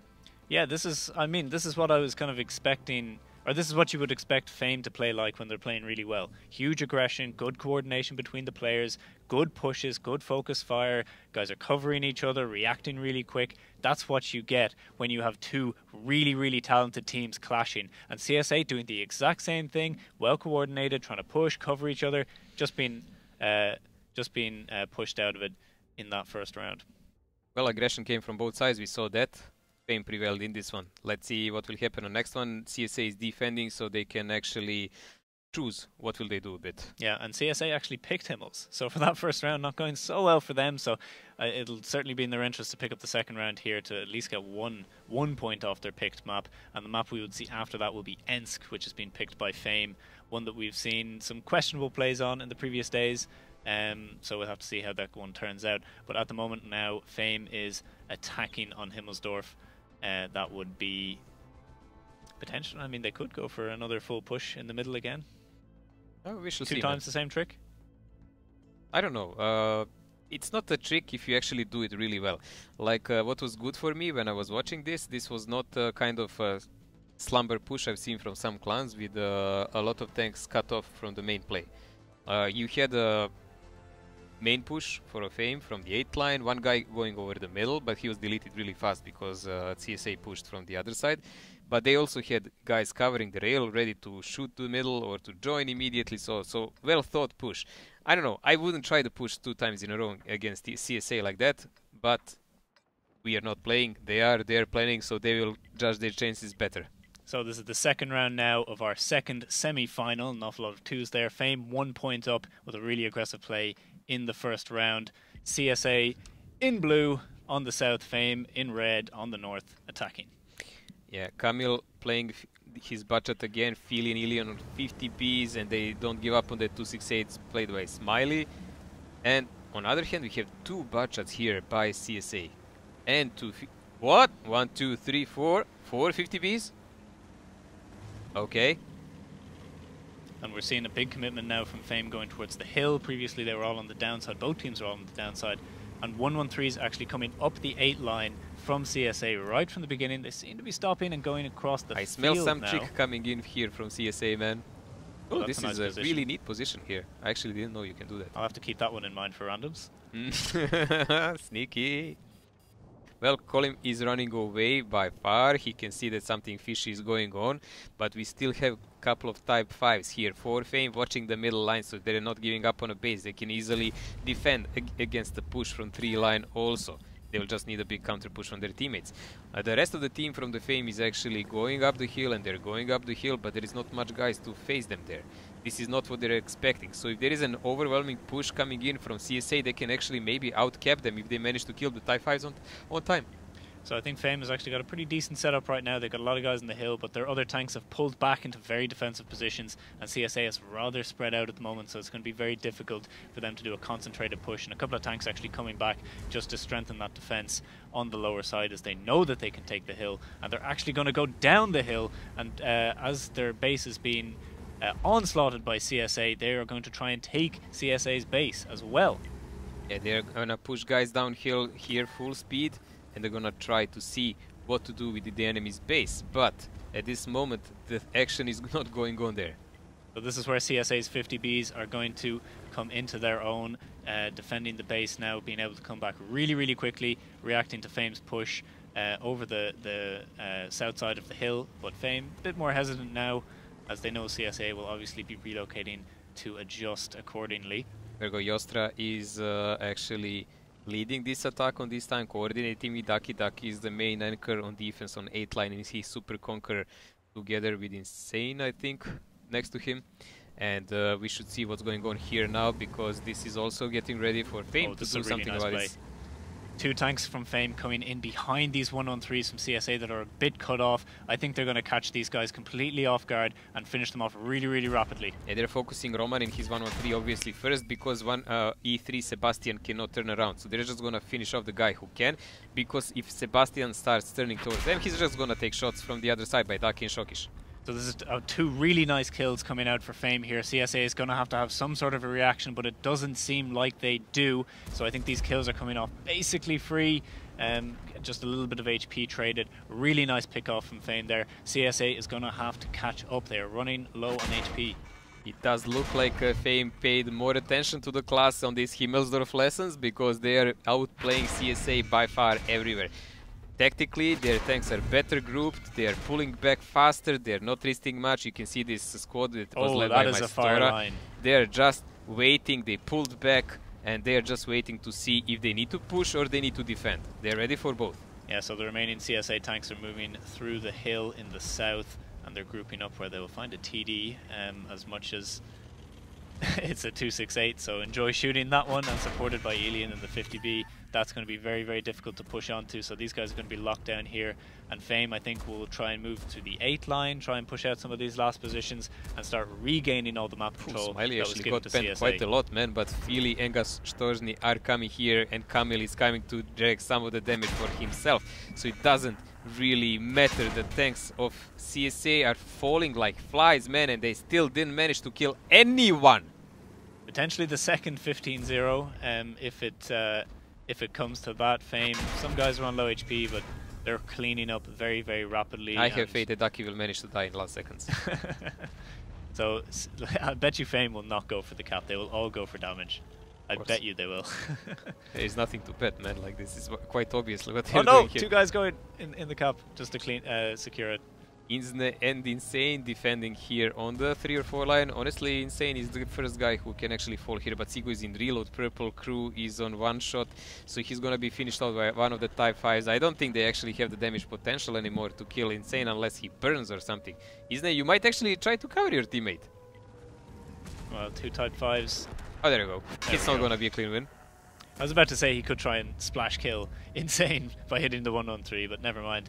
The last 2 1-on-3s finishing off Isne, but it's too little too late at this point. CSA down to the last few slivers of HP, and that is Fame taking the 2nd round on Himmelsdorf, which was a CSA pick. That is a huge impact coming on Sturley very early on in the game, taking 2 rounds on your opponent's pick. So now we go on to Fame's pick, which is Ensk. I guess as many European teams, when they were picking Himmelsdorf against Russian teams, they expected to surprise them, and you know what happens at the end. Another surprise coming in, but other way usually. Well, CSA tried in this match, guys. The first game was really close, I would say, in some moments, but not in result. This one, you cannot say there was anything close about it. Like, this was Fame from start to the end. Yeah, Fame, just really good rotations, really good calls. Noticing that they had just those 1-on-3s and the 1-on-3 and the E3 on the 8 line, I thought was absolutely pinnacle. Just realizing the advantage there, flanking 2 guys instantly around, killing them in the side. You know, that just sets up the tone of the game, of the quick reaction. And let's see what did these guys do by damage here. I think some of the things you will see will be quite surprising here. On the CSA side, Sigo is almost a top damage dealer with a butt shot here, but some guys you would expect to do more damage, like in Super Conk or in E3 something, pretty much on the bottom. Their 50B is completely denied. Yeah, that quad from 50B any pick damage. Not working its magic. 2 shots each for most of them. 4 50Bs here, nothing done here. And on Fame side, you can see much better dispersed damage, except Philly. Philly farmed like a... wow. He was like a real farmer here. More than 4k coming in, backed up by Alien. They played in like mini platoon here, 2.9k, so quite a lot of damage dispersal here. The rest of the guys who were holding the 8 line, I was actually expecting Ducky to have more, man. Well, maybe he spent a lot more time clicking on the map than clicking in game. Yeah, that's a pain. But it certainly worked out because there was some great reads going on in that game, some really good coordination. Some guys told me that it's actually when he dies first. He dies first and he gets to click a bit more on the minimap. More DPM. full screen minimap like more we have DPM here. on team management. So we'll be going into the next map now, Ensk, where Fame will be attacking. CSA will be defending on the first round of that, potentially the last round if CSA doesn't turn it around and doesn't find some weakness in Fame at the moment, where we haven't really seen too much from CSA. They've been doing aggressive pushes twice on Himmels, but just getting outplayed at every turn. Yeah, Fame looks like they really covered their ground very well here. Let's not forget that teams actually don't know day ahead what they're gonna play. They can just expect, because you have a map pool, then players ban 1 map each, and you can maybe guess what will they ban, but other than that you don't know what will be their first picks. Yeah, exactly. So Fame could not know this was the CSA's pick. They just had the version ready. Yeah, and they've adapted it perfectly to what CSA was playing, with a really nice pullback when CSA pushed in. They pulled all their tanks back. There was nobody caught out. Nobody was getting killed at the beginning or getting, caught trying to retreat. Unbelievably, but team play was everyone actually did what they were supposed to do. Everyone took the earplugs out today and put their headphones on and started listening in TS. So this worked out for them. We're gonna watch Ensk first. Let's see who is first. Fame is attacking first, so they will be playing from the south side, and CSA is defending. They're gonna be playing from the northern side. Yesterday we played like MVPS played against Hoot. It didn't work out well for MVPS. Yeah, that much. If the 2 Himmels games are anything to go by, huge trades on the rails is what I'm anticipating to see. So like 3 TDs, a lot of Type 5s, huge amounts of damage being dealt over time, and then I think that's going to be the defining factor. But yesterday we saw a lot of those type of tanks, but we actually seen no trades on the middle whatsoever.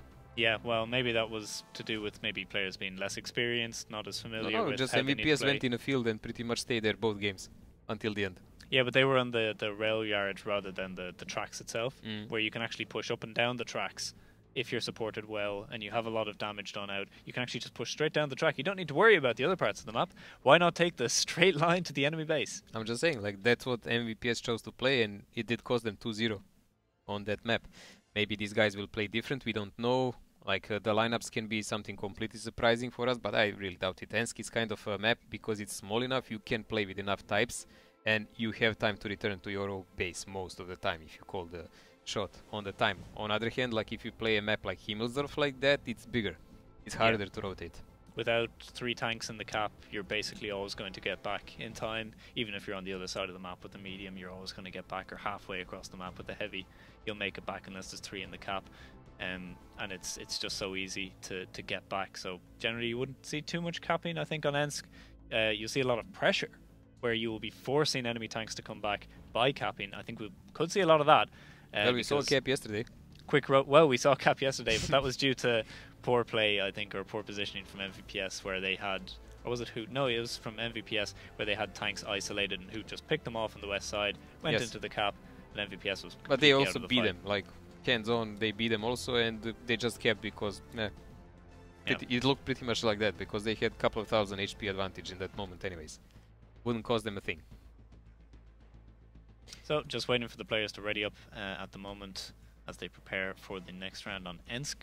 That is Fame's pick.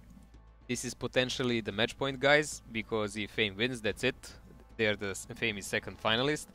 CSA, on the other hand, they have to make their way to the tiebreaker now. Yeah. They need to win entire Ensk, so they could even think about the tiebreaker. Yeah, the tiebreaker will be Prokhorovka, which we've seen, well corrected. Could be. Not saying anything yet about CSA. I hope they do come back for a round or two. I'd really like to see a bit more of them. I really enjoy watching these matches. I hope it lasts a bit longer. But if it does come to it, Prokhorovka will be the tiebreaker, which would, you know, it's the pinnacle map for rotations, for information. That would be insane to watch, I think, from a gameplay point of view. For me, I'm still expecting more from this match, so I would actually like to it start turning toward the CSA side. Yeah. I wouldn't mind at least one round to go to CSA, because they've earned it. Like, they're a really good side. They should be picking up one round here. I would like to see tiebreaker myself, but, you know, just me. Want to see more plays. Exactly.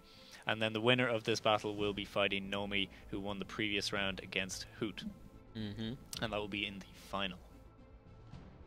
Let us see, the teams are ready. They're gonna kick off really soon, guys. And this might be the last round for CSA, or not. We are going to see very soon. So going in game there, 3 and 4 TDs for each side. So typical, a lot of types on the CSA team, a lot of types on the Fame team. Arty on Fame team. Oh, Arty actually, yeah, not a typical pick, but can be used. We've seen it played by MVPS yesterday from both sides. Unsuccessfully, because they allowed themselves to get out-rotated. But let us see what will Fame plan to do about that. Well, speaking from experience, if they do the same tactic, having played it myself, they'll try and move everything across to the eastern side of the map. But we'll have to see how it goes. Let's see the positioning in the start of the map. Who can even spot here really well? Kerry Berry is pushing the rails so he can set up some shots for his teammates. He's gonna probably stop here between so he can just see who is crossing, maybe try to connect something on the way, but he does see overwhelming enemy presence going there. Yeah, Barry should get full spots out on everything that CSA is moving across the tracks. There'll be a lot of guys in position trying to snipe, trying to pick up damage as CSA is crossing. As we've mentioned before, tracks is a huge place to do damage, where they can reduce the HP of the tanks on one of the flanks. Look at the damage coming to the CSA team, man. Like, it's already kicking in. Yeah, CSA immediately been hit there by about 2k worth of HP. Not much being taken off Fame at all. But the initial trade's going in the favor of Fame, but when there's so much HP at play, there's not a huge amount of difference that will make until later on. Yeah, but the guys like Saka and Sigo are crucial for CSA actually to survive, especially in these positions, and they're not doing well at the moment. Ducky is pushing there, he is spotting for his team, but there is massive number of Type 5s protecting. Saka taking another hit. It's only 260 because they cannot really aim the weak spots from that distance, and he's covered by these wagons, but initially he is their prime target, and Sigo just took a big one from Ducky.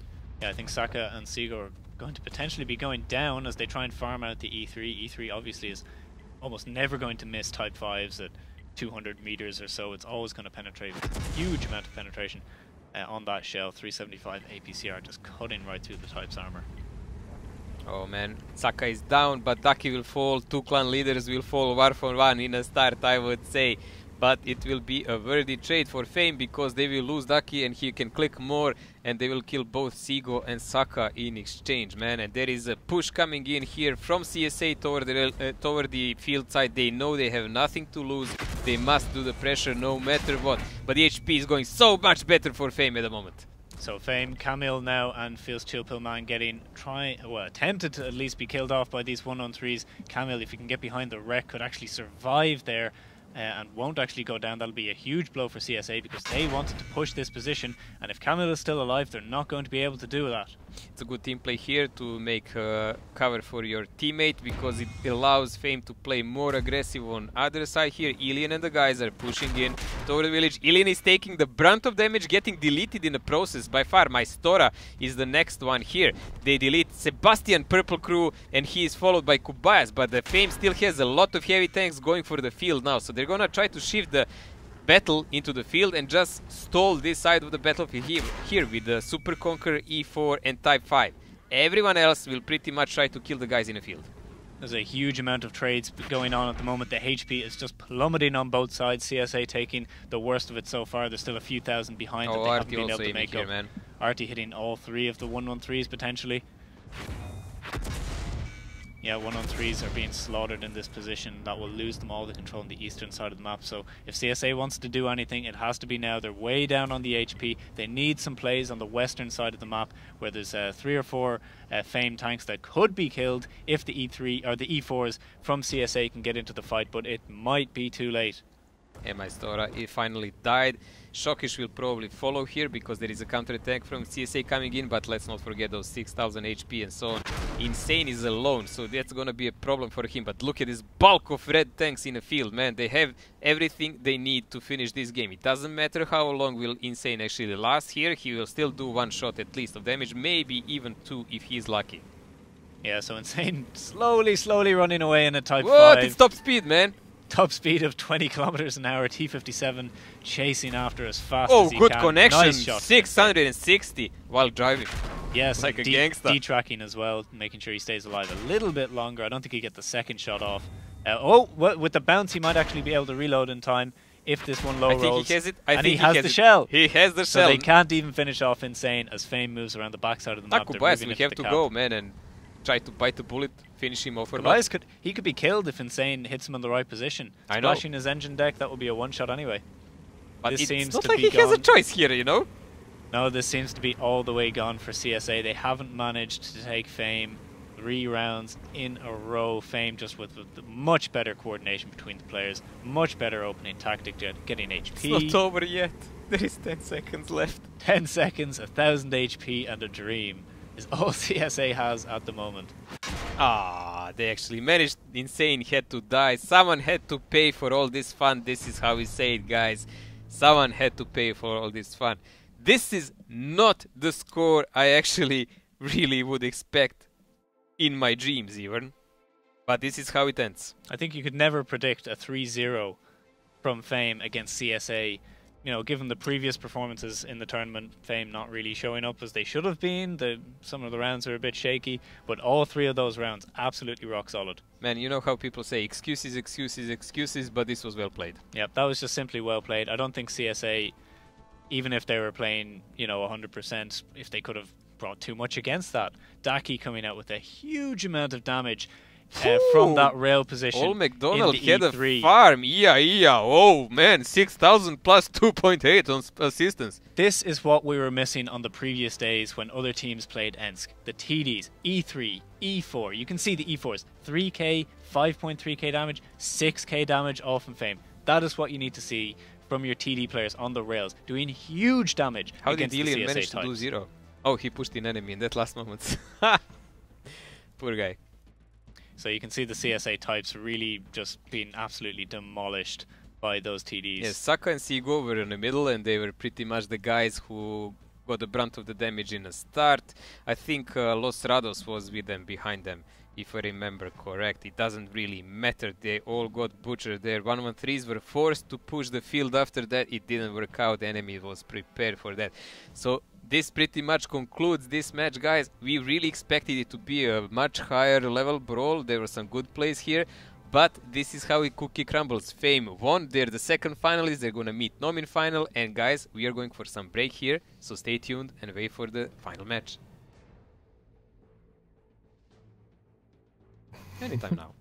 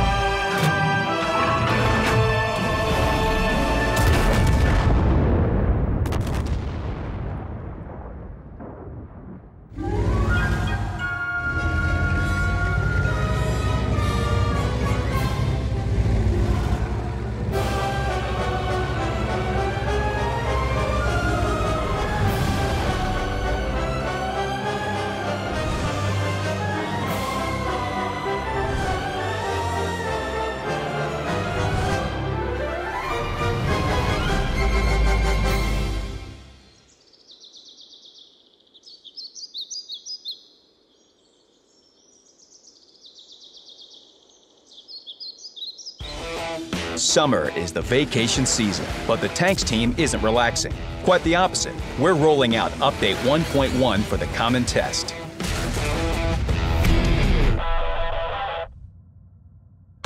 .1 has something for everyone and a heap of new stuff. For the hard hitters, the Polish tech tree. For the perfectionists, balance changes to some maps. For the connoisseurs, the revamped Pilsen and 2 more locales appearing for the first time. And of course, the second campaign of personal missions you've all been waiting for.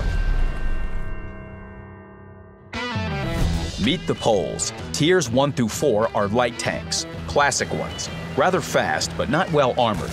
They already have the signature Polish feature, higher single-shot damage. At Tier 5, we have a medium, the 25 TP Kust 2. Gameplay-wise, it's much like the T28, but with greater alpha, 140 points, while the average for this class and tier is 115. Tiers 6 and 7 are taken by 2 relatives with very similar names. The 40 TP Habiha has a heavy's aspirations, yet it's a medium with good armor, while the 45 TP Habiha is the other way around. It's lightly armored, but still a heavy. Need we say that both have solid alpha?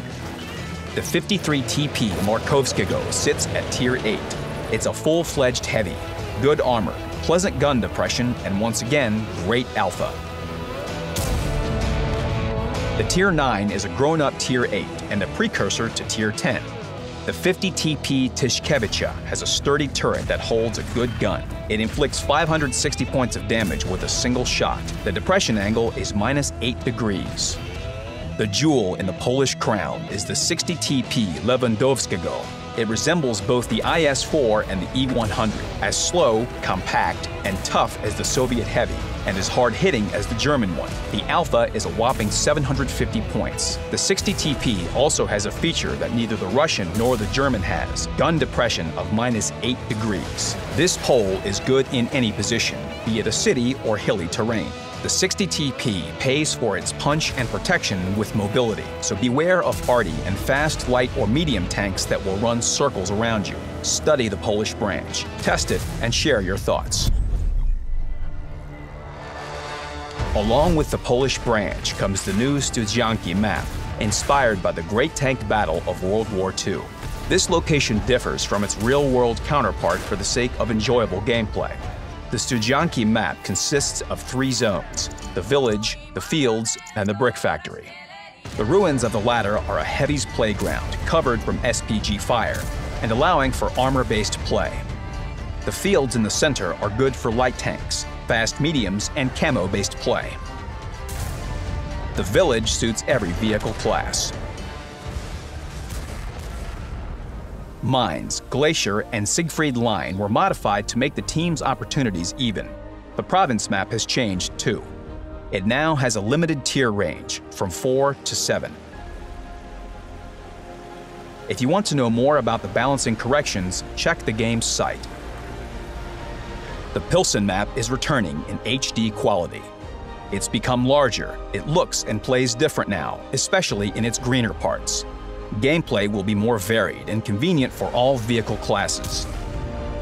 Update 1.1 will introduce the global tanking community to the game's home city, Minsk. The capital of Belarus finally gets the representation it deserves. The Minsk map recreates a part of the city's center. Some details have been ironed out in the name of balance, but the streets and houses are identical copies of their real-life counterparts. The location is vast and diverse. Dense building blocks favor slow and well-armored vehicles. The central zone with the Gorky Park and the Svisluch River embankment is the domain of light tanks.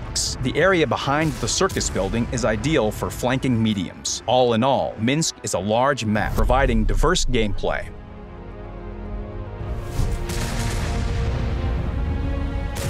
Update 1.1 opens a new campaign of personal missions. The second campaign consists of 3 operations. The common test will feature 2 of these. The first will be available right away, with the second coming several days later. To test the second front, players will be credited orders to unlock the operations. When Update 1.1 hits the live servers, all operations will unlock after certain timeframes. As before, personal missions will be split into groups, this time by nation rather than by vehicle class. The nations will be be put into 4 pools: the Union, the Bloc, the Alliance, and the Coalition. The missions can be completed only on vehicles from nations belonging to a pool. Another novelty is different terms for every operation. In the first one, the progress will be cumulative, with goals to be reached within any number of battles. The second operation will require good performance in a single battle. The terms of a third will be tied to a series of fights. On top of that, now you can see your progress while you're in battle. The common test interface isn't the final one. We want to test its functionality and look for mistakes. It's a work in progress, so some elements may not function. The new campaign's goals aren't easy to meet, but they are worth your time. The rewards are 3 unique vehicles. Completing the first operation will get you the Excalibur, a British Tier 6 TD. The second will yield you the Chimera, a Tier 8 medium. The final one will allow you to park the Object 279R in your garage, a monstrous Tier 10 heavy on 4 tracks. These tanks are obtainable only by completing Personal Missions 2.0. If you see someone riding these, beware. There's a tough tanker in front of you, worthy of this prize. That's all, folks. Best of luck to you in every battle.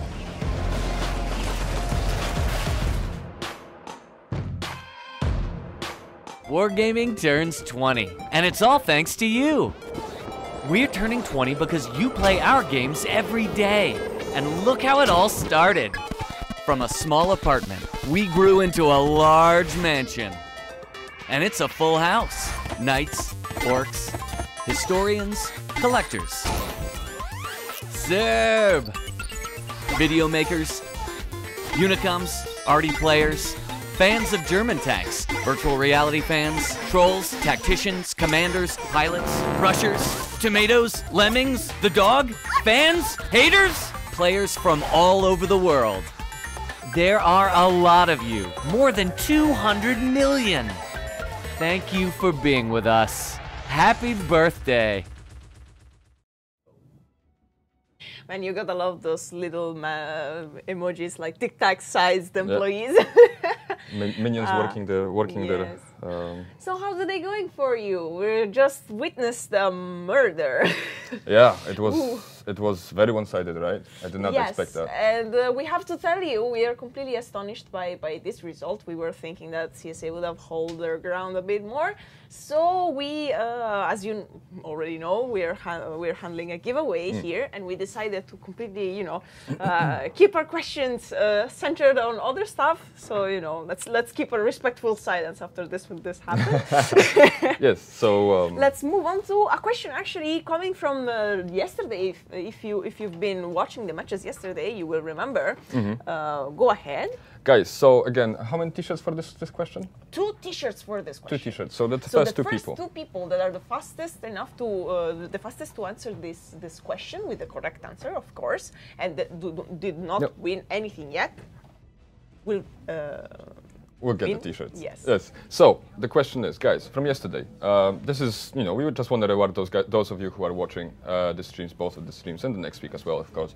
So there was this one match between GX and Fame, where one of the players did a pretty cool no-scope shot from pretty much all across the map.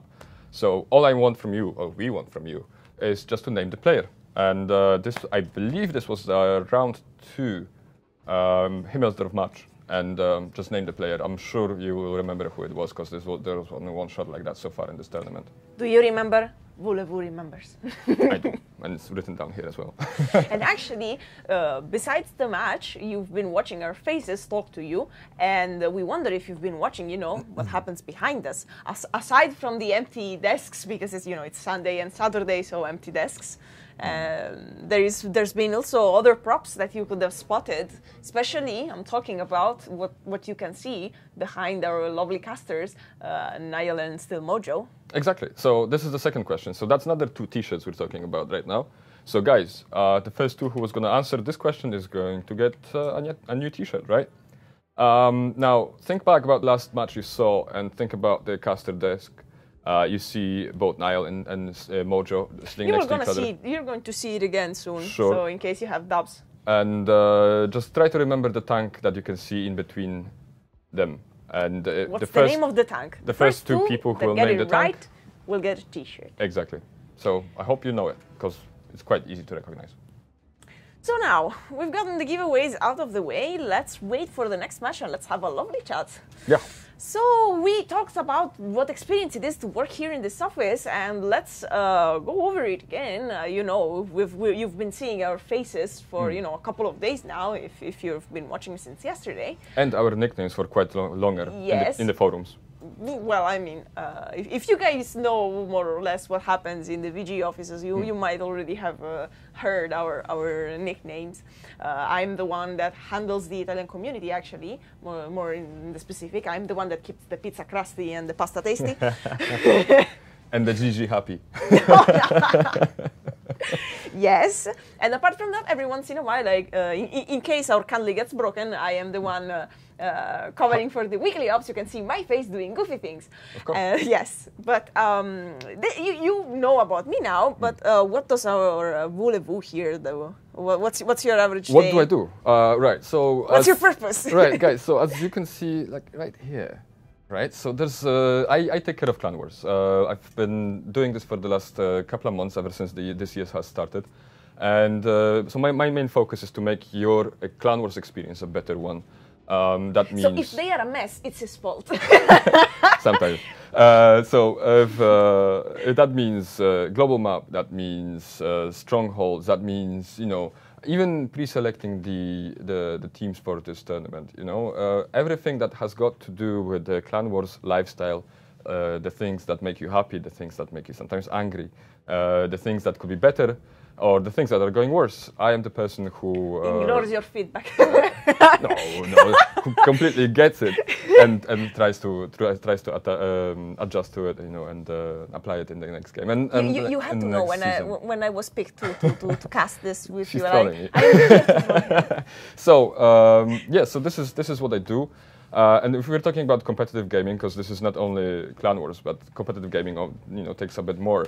There's also, ranked battles, which we have going on right now. Yes, there is the second season of the ranked battle going on right now. But I think we've already mentioned it 1,000 times in the weekly ops, and we're spamming it a bit with the ranked battles. Please it's that. Do have your experience and report your feedback on the forums. Exactly. For the moment, let's actually talk about what you actually do. Yeah. So what I actually do, I mean, that's the main achievement so far. It's the seasons of the global map. I'm sure you have noticed the Firefly provinces and the dynamic map. The most valuable provinces are kind of jumping around the map in this season, and that's gonna hopefully continue with the future seasons. I'm also taking care of the operations like Arms Race or Gambit and so on, and the future one that's going to come. There are some clans that come from the global map because of their achievements in the global map season, right? most of the clans that are taking part in this. But I've already see that we're getting a sign from our production guys that we should move on to our casters. So yes, let's pass it on to them again. And if you have any more questions, or if you got any feedback about the global map or Clan Wars in general, you see my nickname over there. You can find me on the forum. My inbox is always open. He's your open. humble servant. Yes, yes. Hello guys, welcome back to the final match of this tournament. My name is Mihailo Jukovic, aka Still Mojo. Still with me, Nile Power, aka Annihilator. We are going to watch a match between Fame and Nomi. Maybe not something we expected when the tournament started, but not least deserved. Like Nomi won their way through here, and Fame actually today played really well. Yeah, Fame with some really nice gameplay there against CSA, completely dominating them in that last match. After we saw CSA previously dominate their match, last time, like it's the exact same thing, but it happened to them this time. So really kudos to Fame. But they still have one more match today, and that is the final against Nomi, where they're going to have to do the exact same thing again, hopefully in the same fashion. Will be exciting. Well, we are going to watch best of 7 this time, because this is a final. That means who reaches 4 victories first, he's the winner. That's possible 3 maps plus a tiebreaker map if it occurs. These guys are more than ready. We saw that, like there was days and days of tournaments behind them. There are tactics involved. They developed already. Fame was pulling something out of the head today, I would say. While based off what I've seen from Nomi, I think they're more adjusted on the way. Yeah, so we can see the league table up here. Nomi beating Hoot, and then before that beating Invil yesterday. CSA losing out to Fame there. The team the only team who beat Fame on this tournament. The only team on the opposite side of the bracket, though, so Fame didn't have to worry about them. Better than Fame by that regard then? Maybe. We'll have to find out in this best-of-7 final. Fame as well yesterday beating out GX in the quarters. Yeah, really brilliant games we saw. Our players are getting ready, and we will start shortly, guys. If you don't know what's at stake here, the final is worth 300,000 gold for the winner, maybe even a bit more if it happens, and about half of that to the second team.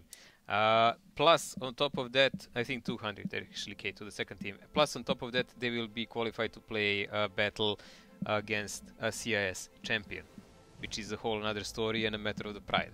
We had a couple of those actually between Fame and them. There's been a few privately organized show matches in the past which have all been absolutely phenomenal events to watch and to play in, as I have done, and it's so fun to be able to go outside your comfort zone of playing against clans on the global map, advances, and being able to go across countries, across many countries, all the way to Russia, where there's some top World of Tanks players, and be able to compete against them, and it's an absolute privilege to do so. So both of these teams will be trying their very hardest to get that opportunity to prove themselves on a more global stage. This is the first tournament you're not playing with Fame. It is the first tournament I'm not playing, so I mean, if they lose, let's hope maybe they're missing something. Let's hope we don't jinx them here by that. I think they have a really good team. They are actually coordinating rather well. A lot of guys are participating here. Some of them I even haven't seen in a while, but like Elian, but he's here and playing. Yeah, Elian always shows up for the tournaments. He's not there for clan wars or anything like that, but he always shows up for the tournaments. Well, everyone has something that they love to play with in this game. That's why you have many modes you can choose from. Anyways, these boys are ready. We are waiting for them to kick in. It's gonna be the first map. First map will be Prohorovka. Prohorovka is actually the pick of Nomi. Yeah, the pick of Nomi, and they will be attacking on this first round, which we should be able to jump to as it is starting up right now. Let's see, one RT each side GV from Nomi, so faster reload and less damage. Versus Smiley in his GC. Ducky and Isne playing the lights for Fame, and on other side we have a Lucky and Piotrix in there. It's pretty much balanced setup all over the place. There is no big differences here. Yeah, no crazy plays coming out for the final. I mean, you wouldn't really expect them to on Prokhorovka. It's a bit more of a standard map. You play a lot on information. We only have 268 on Gursky, but that's mainly used if you want to push two line. You put him in a front line to take the punches for you. That's the main use of 268 these days. What a change compared to the past times. So Fame doing a fairly standard split so far. You know, STRV and A2, Super Conqueror beside, light spotting, and the light going over the eastern side of the track. As well with the Nomi light spotting through the middle. So just getting information so far. Lucky is doing super aggressive spot on his side. On other side, Ducky is doing a homing missile spotting for his team, trying to sort out where are the enemy players. He's not spotted. He knows that. He's gonna take this really to the next level, I think, because he just needs to see is anyone coming here. This is what he actually did in last time they played Prokhorovka, as far as I remember. Yeah, this spot exactly by Ducky this position. Here. Someone might actually buy and shoot him. This position here gives them huge control over the eastern side of the map. I wonder what is he doing in that bush. That bush is moving a lot. I think that's just the physics from the gun, maybe? I don't know, Ducky, but you're in the bushes there, safely. On the other hand, Nomi guys are quite safely pushing the forest because Fame is all over the place, but not many tanks there. Piotrix is actually leading the charge here. He will probably find Isne soon, and he should spot the STRV if he goes deep enough. Is he brave enough for that? My store is getting deleted. I'm not sure if this rotation is quite on time from Fame, if they can get into the A2 cross without taking too much damage from Nomi's heavies in the middle. Nomi is plowing down the one line at the moment. They've just spotted out the light, who should drop very, very shortly. As he does, Isne is going down, so now Nomi has to clear out the A2 position, but the Fame tanks have just arrived. They're going to bunker in and see how long they can survive there. Isna is dead. Phil Chip is following here. There is a massive number of Fame tanks here now in the corner. They've been splashed a bit by Artie here. It's just a matter, is Nomi ready for this kind of push? Can they actually just go into them in real big numbers? Actually do something about it. There it goes. There it comes the cavalry. Now this is the battle that will probably decide what happens, because if it doesn't happen fast enough, Nomi may as well die. This is the absolute game-winning push right here. If Nomi can finish off the last 4 tanks from Fame, who are all hiding behind each other, sharing their HP as much as they can, Nomi is in a slightly worse position, but they need to make the finishing shots. If Fame is making an HP difference here, guys, all over the place, 18,000 compared to 14,000. It's not going well for Nomi at the moment. I think they're stopped at the tracks, and I think they're gonna be done very soon. So in the middle we just have the heavies from Nomi stuck in the dip. Not the best position, but they have a nice hold down where they can support, they can shoot the A3, they can pressure these IS-7s here in the mid that they can't just do free peeks all the time. So a bit of a stalemate. It's all about this A2 push at the moment, where they need to gain that control to allow their heavies in the middle to be able to peek up a bit more. Because if they don't win the A2, those guys from Fame are going to be able to shoot these guys in the side turrets all game. Important thing is actually Nomi lost an Artie. I believe Ducky being dead is the culprit for that probably, and this is a really important moment, because now Fame can stall the game and work. They can work with Smiley all the times, because they can just chip those tanks that cannot run away one by one. I think piece by piece Nomi has been torn apart on the A2 position. They're slowly losing this fight. Just 2 907s remaining there to 3 of Fame's tanks as they run out of HP. And in the meantime, Fame is taking a little bit of control on the southern side of the map. Colmeo here going to try and potentially 1v1 the T100 if he feels that he can go for it. He certainly can win that fight. 907 in the middle for Fame, and then everybody else is engaged in the fight in the north right now, which they are winning. Huge hit onto Lackey from Colmeo, and I guess some guys in them, was that an Artie hit or something? He took 1300 damage there. I really don't know actually what connected him, maybe Ilian, but I don't think so, because he's watching other side of the battlefield, like, unless I7s like Filian, Gastorzni, they were busy, so it must have been Artie plus a 907, there is nothing else to do it. And in the meantime, the Nomi tanks have been shot down on A2 after a huge prolonged fight. That's one of the longest A2 pushes I've seen in quite a while. Normally they're over in a matter of minutes, but this one has taken half of this match so far. So the last few Nomi tanks that are left in the middle, running out of HP. A huge number of tanks still alive for Fame, which is always indicative of a very, very dominant match. I would say like this was in one moment looking like a super risky game for Fame, but the call they made was on spot and on time. I think actually in the last few seconds all of those tanks survived to support their teammates and boost that A3 crucial position. Guys, you saw how that is important for this map.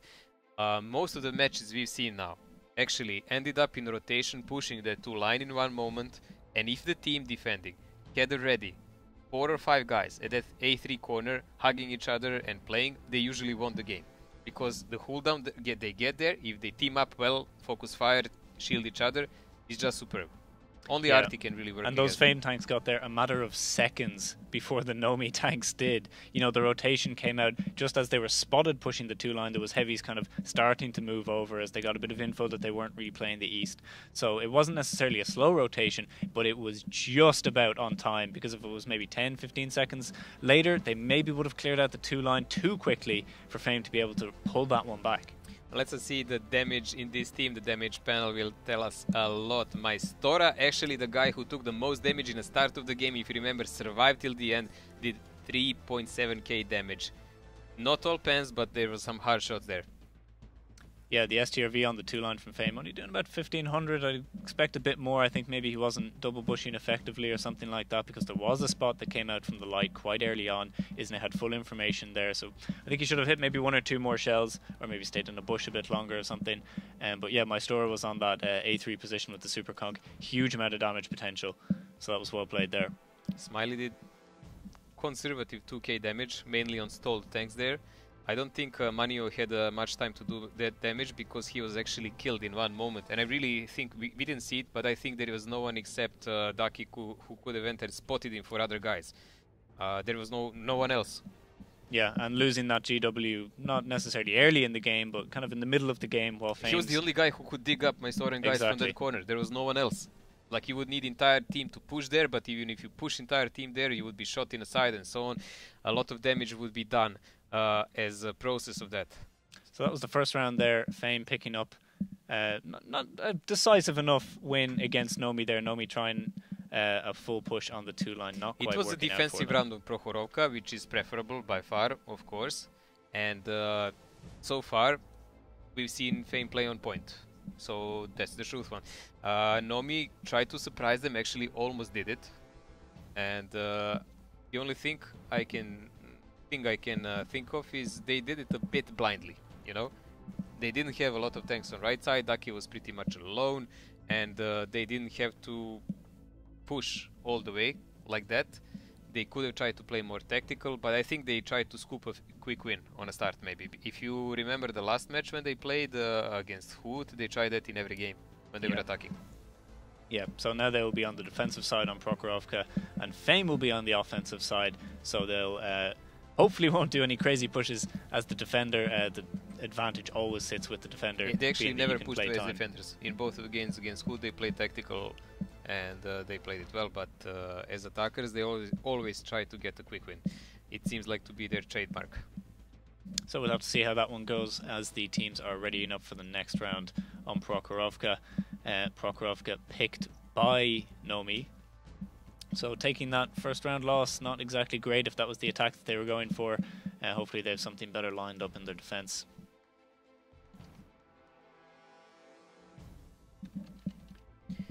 The guys are getting ready with their lineups. So we will see in the match soon. We had a slight technical hiccup, but it's not gonna last long. So far, as we said, 1-0 for Fame, guys, and so far very solid game from Fame.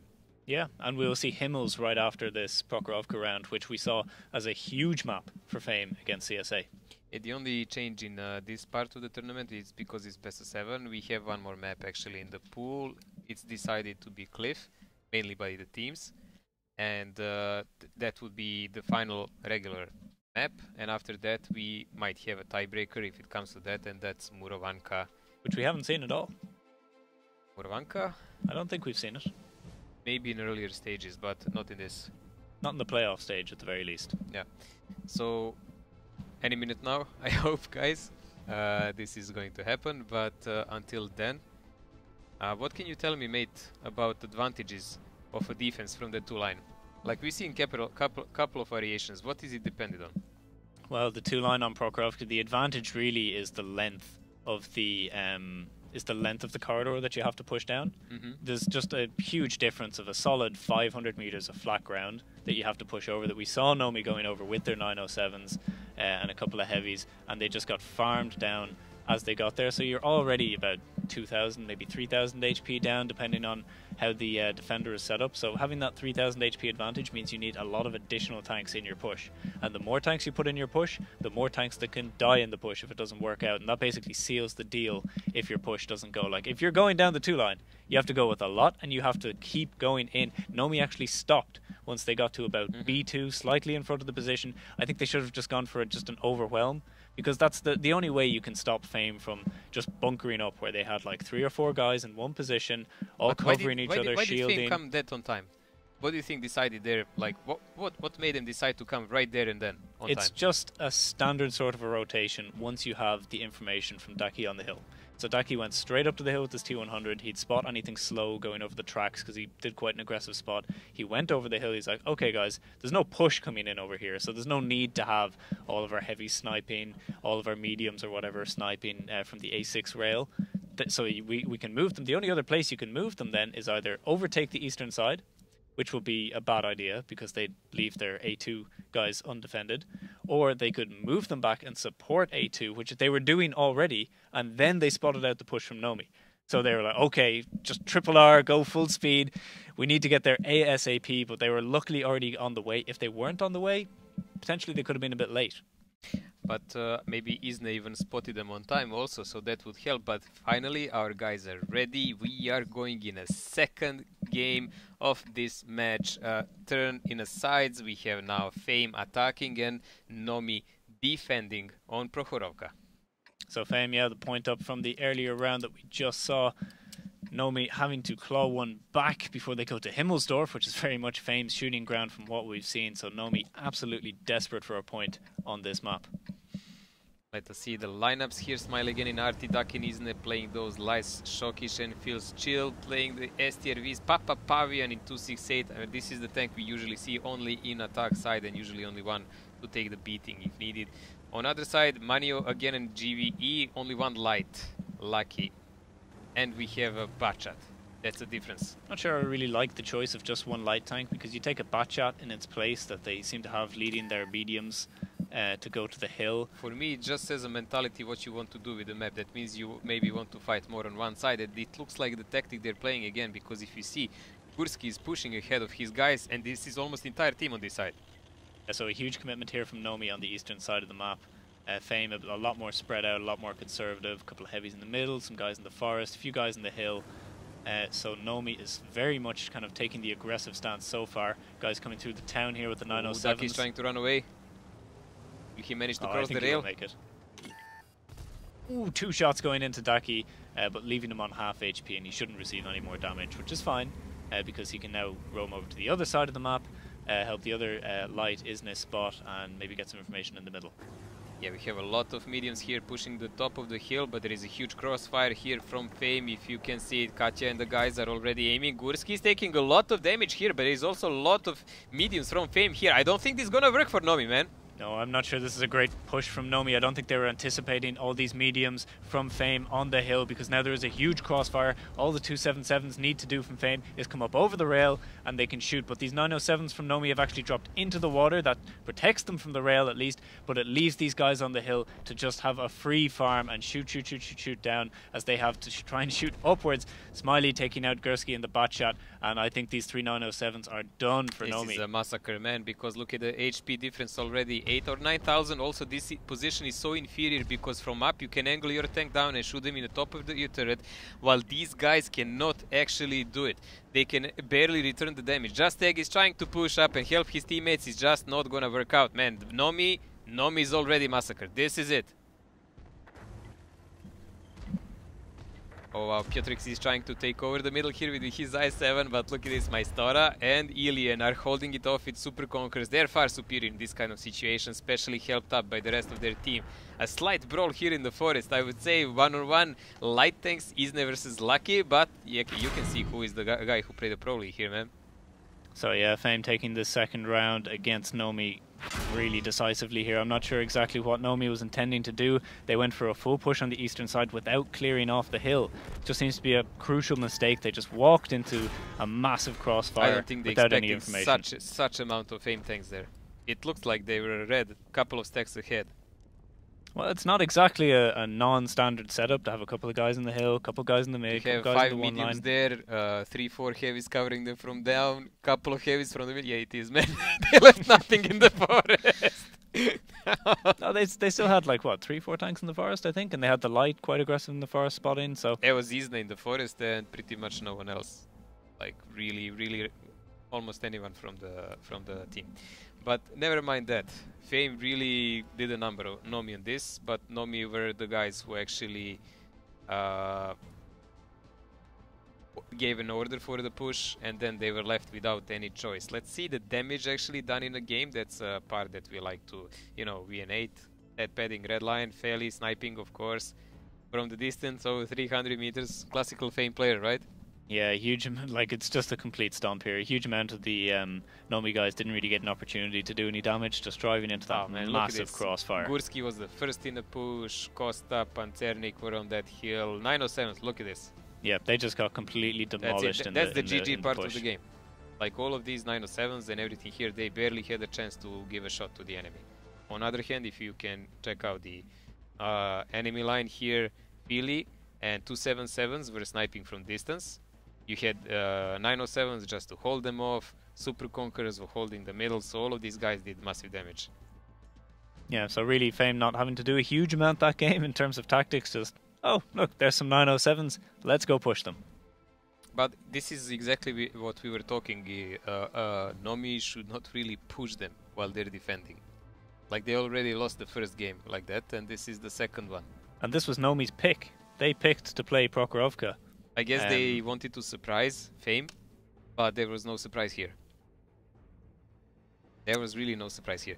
The next map we will watch, guys, will be Himmelsdorf. Which Fame has obviously picked, as they've proven they're very strong on Himmels. We've seen against CSA now, and that looked really dominant. It was a strong game by Fame. Fast played, fast reactions all over the place, good focus fire. I'm actually worried this one is not going to end well before Nomi, man. No, this could go very far towards a final result here if Fame brings out even half the performance they brought out against CSA, which was phenomenal on Himmelsdorf. You know, just quick rotations, really good coordination between the guys, moving around the map is really good, good reads, good reactions, everything was on point for those 2 rounds. So if they've got 2 more of those in them, we could see a very short final. Unbelievable so far, 2-0. The game's barely started, but the first map is done and dusted. We're not going to dwell about that anymore. Himmelsdorf is what we should think about. So far from the plays, we saw that Fame is not playing very heavy setups. They have one type. I saw them having last game 2 types, and that was the most I've seen by them. Yeah. When you want to play those aggressive setups, you're going to need a lot of super conks, a lot of 1-1-3s, you know, 50B, a bat shot maybe, to just be able to flex around the map a lot quicker. Types, they don't go anywhere very quickly. 1-on-3, WZ, on the other hand, 50 kilometers an hour on Himmelsdorf because it's all roads.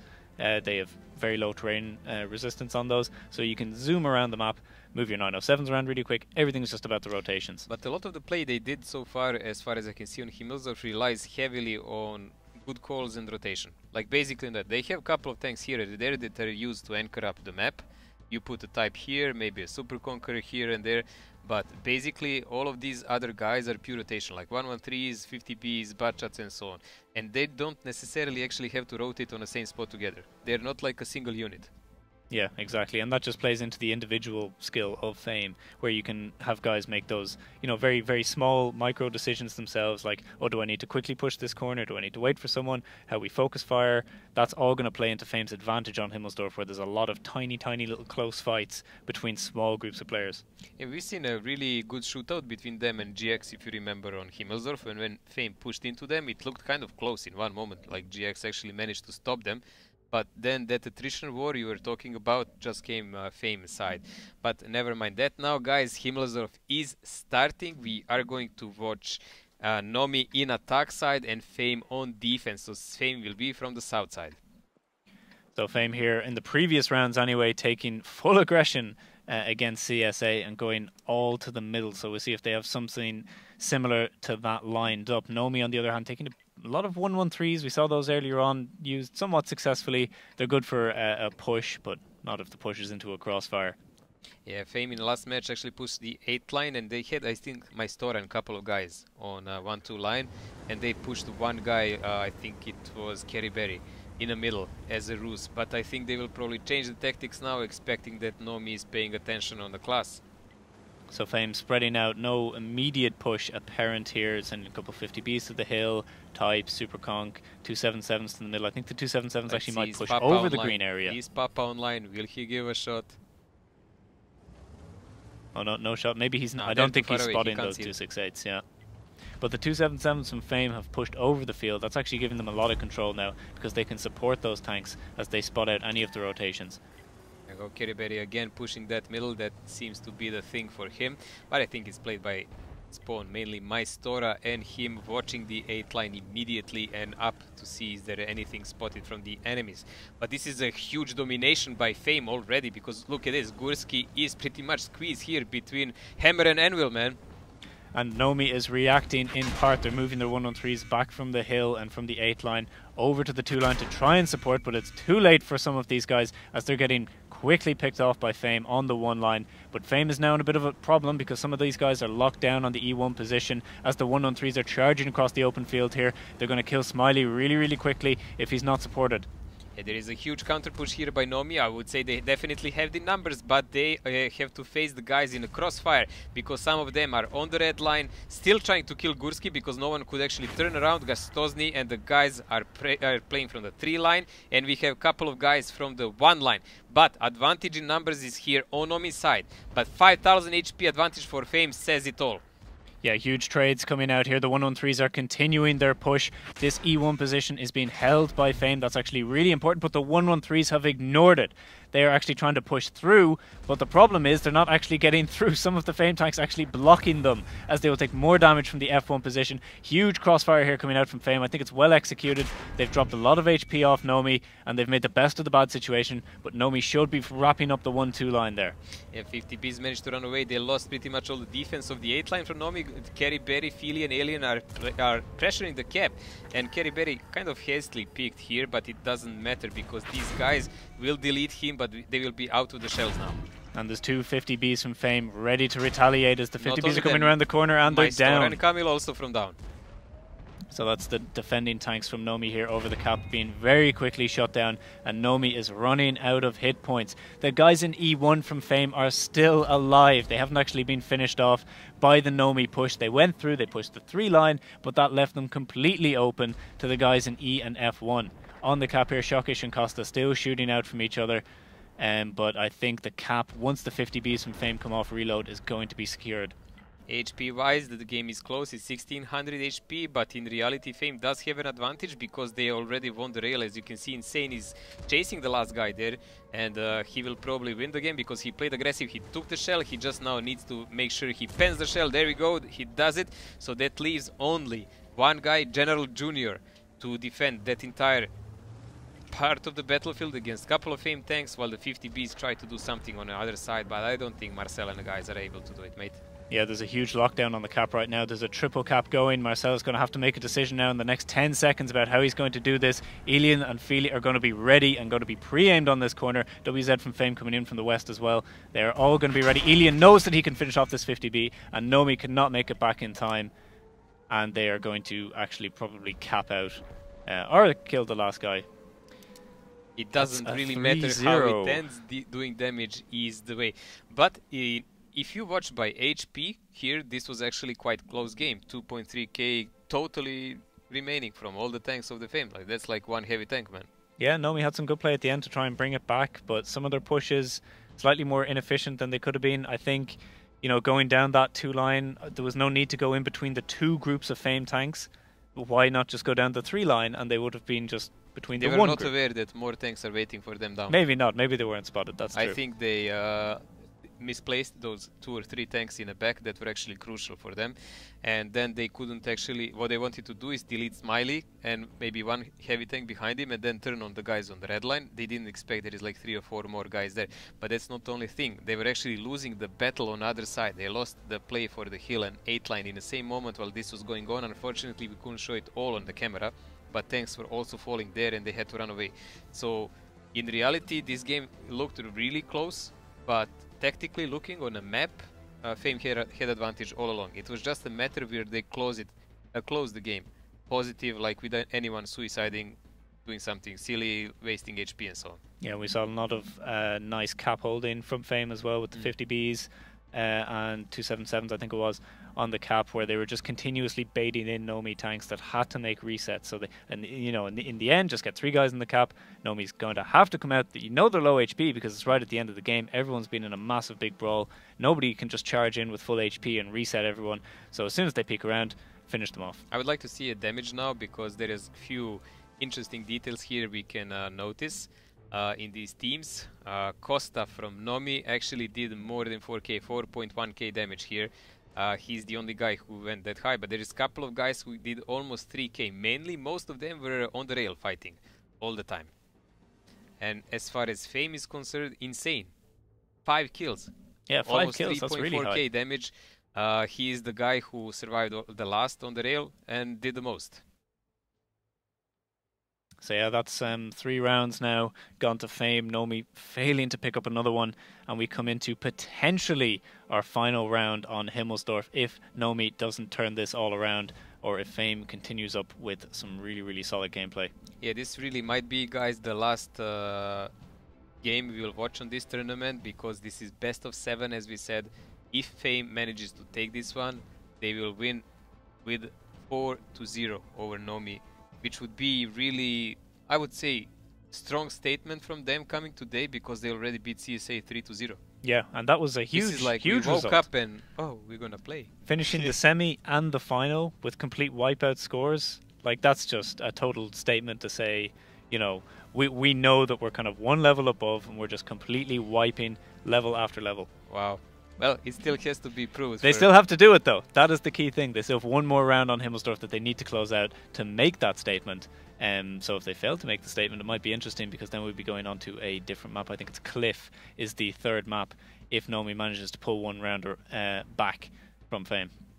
Yeah, these guys are getting ready. I'm looking forward to see the picks for this one. Fame super strong on Himmelsdorf so far. There is not really much to say about it. Most of them, they have strong tactical approach on the start, so those things are not fluke. But then a lot of the things after are purely left to kind of miniature battles between couple of guys, and they're just like little blobs fighting here and there, and then getting to bigger blobs when it's needed, you know. So we're going into our fourth round here on Himmelsdorf, switching over to the game where Fame is attacking, Nomi is defending. Nomi really needs to pull something around here. Yeah, Fame will play from the north side here, Nomi from the southern. From the lineups, we can see standard 250Bs and the butt shot from the Fame. Smiley playing that 268 again. He managed to shoot only one time last game. Maestora in 277 with Papa Pavian and Insane and Katya. That's a lot of aggressive tanks there. He played it a couple of times. I'm really looking forward to see will they actually try to push the middle again. There's a huge amount of tanks from Nomi going to the hill. They have a big squad of 113s that is going up there. I think supported by a 5A or 2. I think Maestora is going for it immediately for a proxy. I don't think... What sort of proxy is he going to get from the middle if there's nobody there on the 8 line? Yeah, but he will play that and he can open these positions. He can see some tanks like these 50Bs as example. He can give info to his team, and there is a push already coming from the other side here. Papa Pavian is already leading it together with the guys. They saw information, there is some tanks here, so they're gonna join. This is something Fame did actually against GX, man. Katya is deleted. The 50Bs managed to kill Katya before he actually crossed. So Fame going again for a super aggressive tactic over the field. A couple of guys supported on the one line like the 50Bs and the 268s, but these 277s are just clamoring over the rocks. They want to get trades, they want to make damage right now, but Nomi at the same time is bringing all their 113s who've come back from the hill. They're trying to push out, they're going to get Barry here, so really Fame needs to punish these 113s as much as they can because they're coming out in a massive pack. Good response here by Nomi coming in, but will it be enough? Can Fame tanks actually farm enough damage for this trade? Because honestly, this VZ didn't need to be there where Kerry Berry was.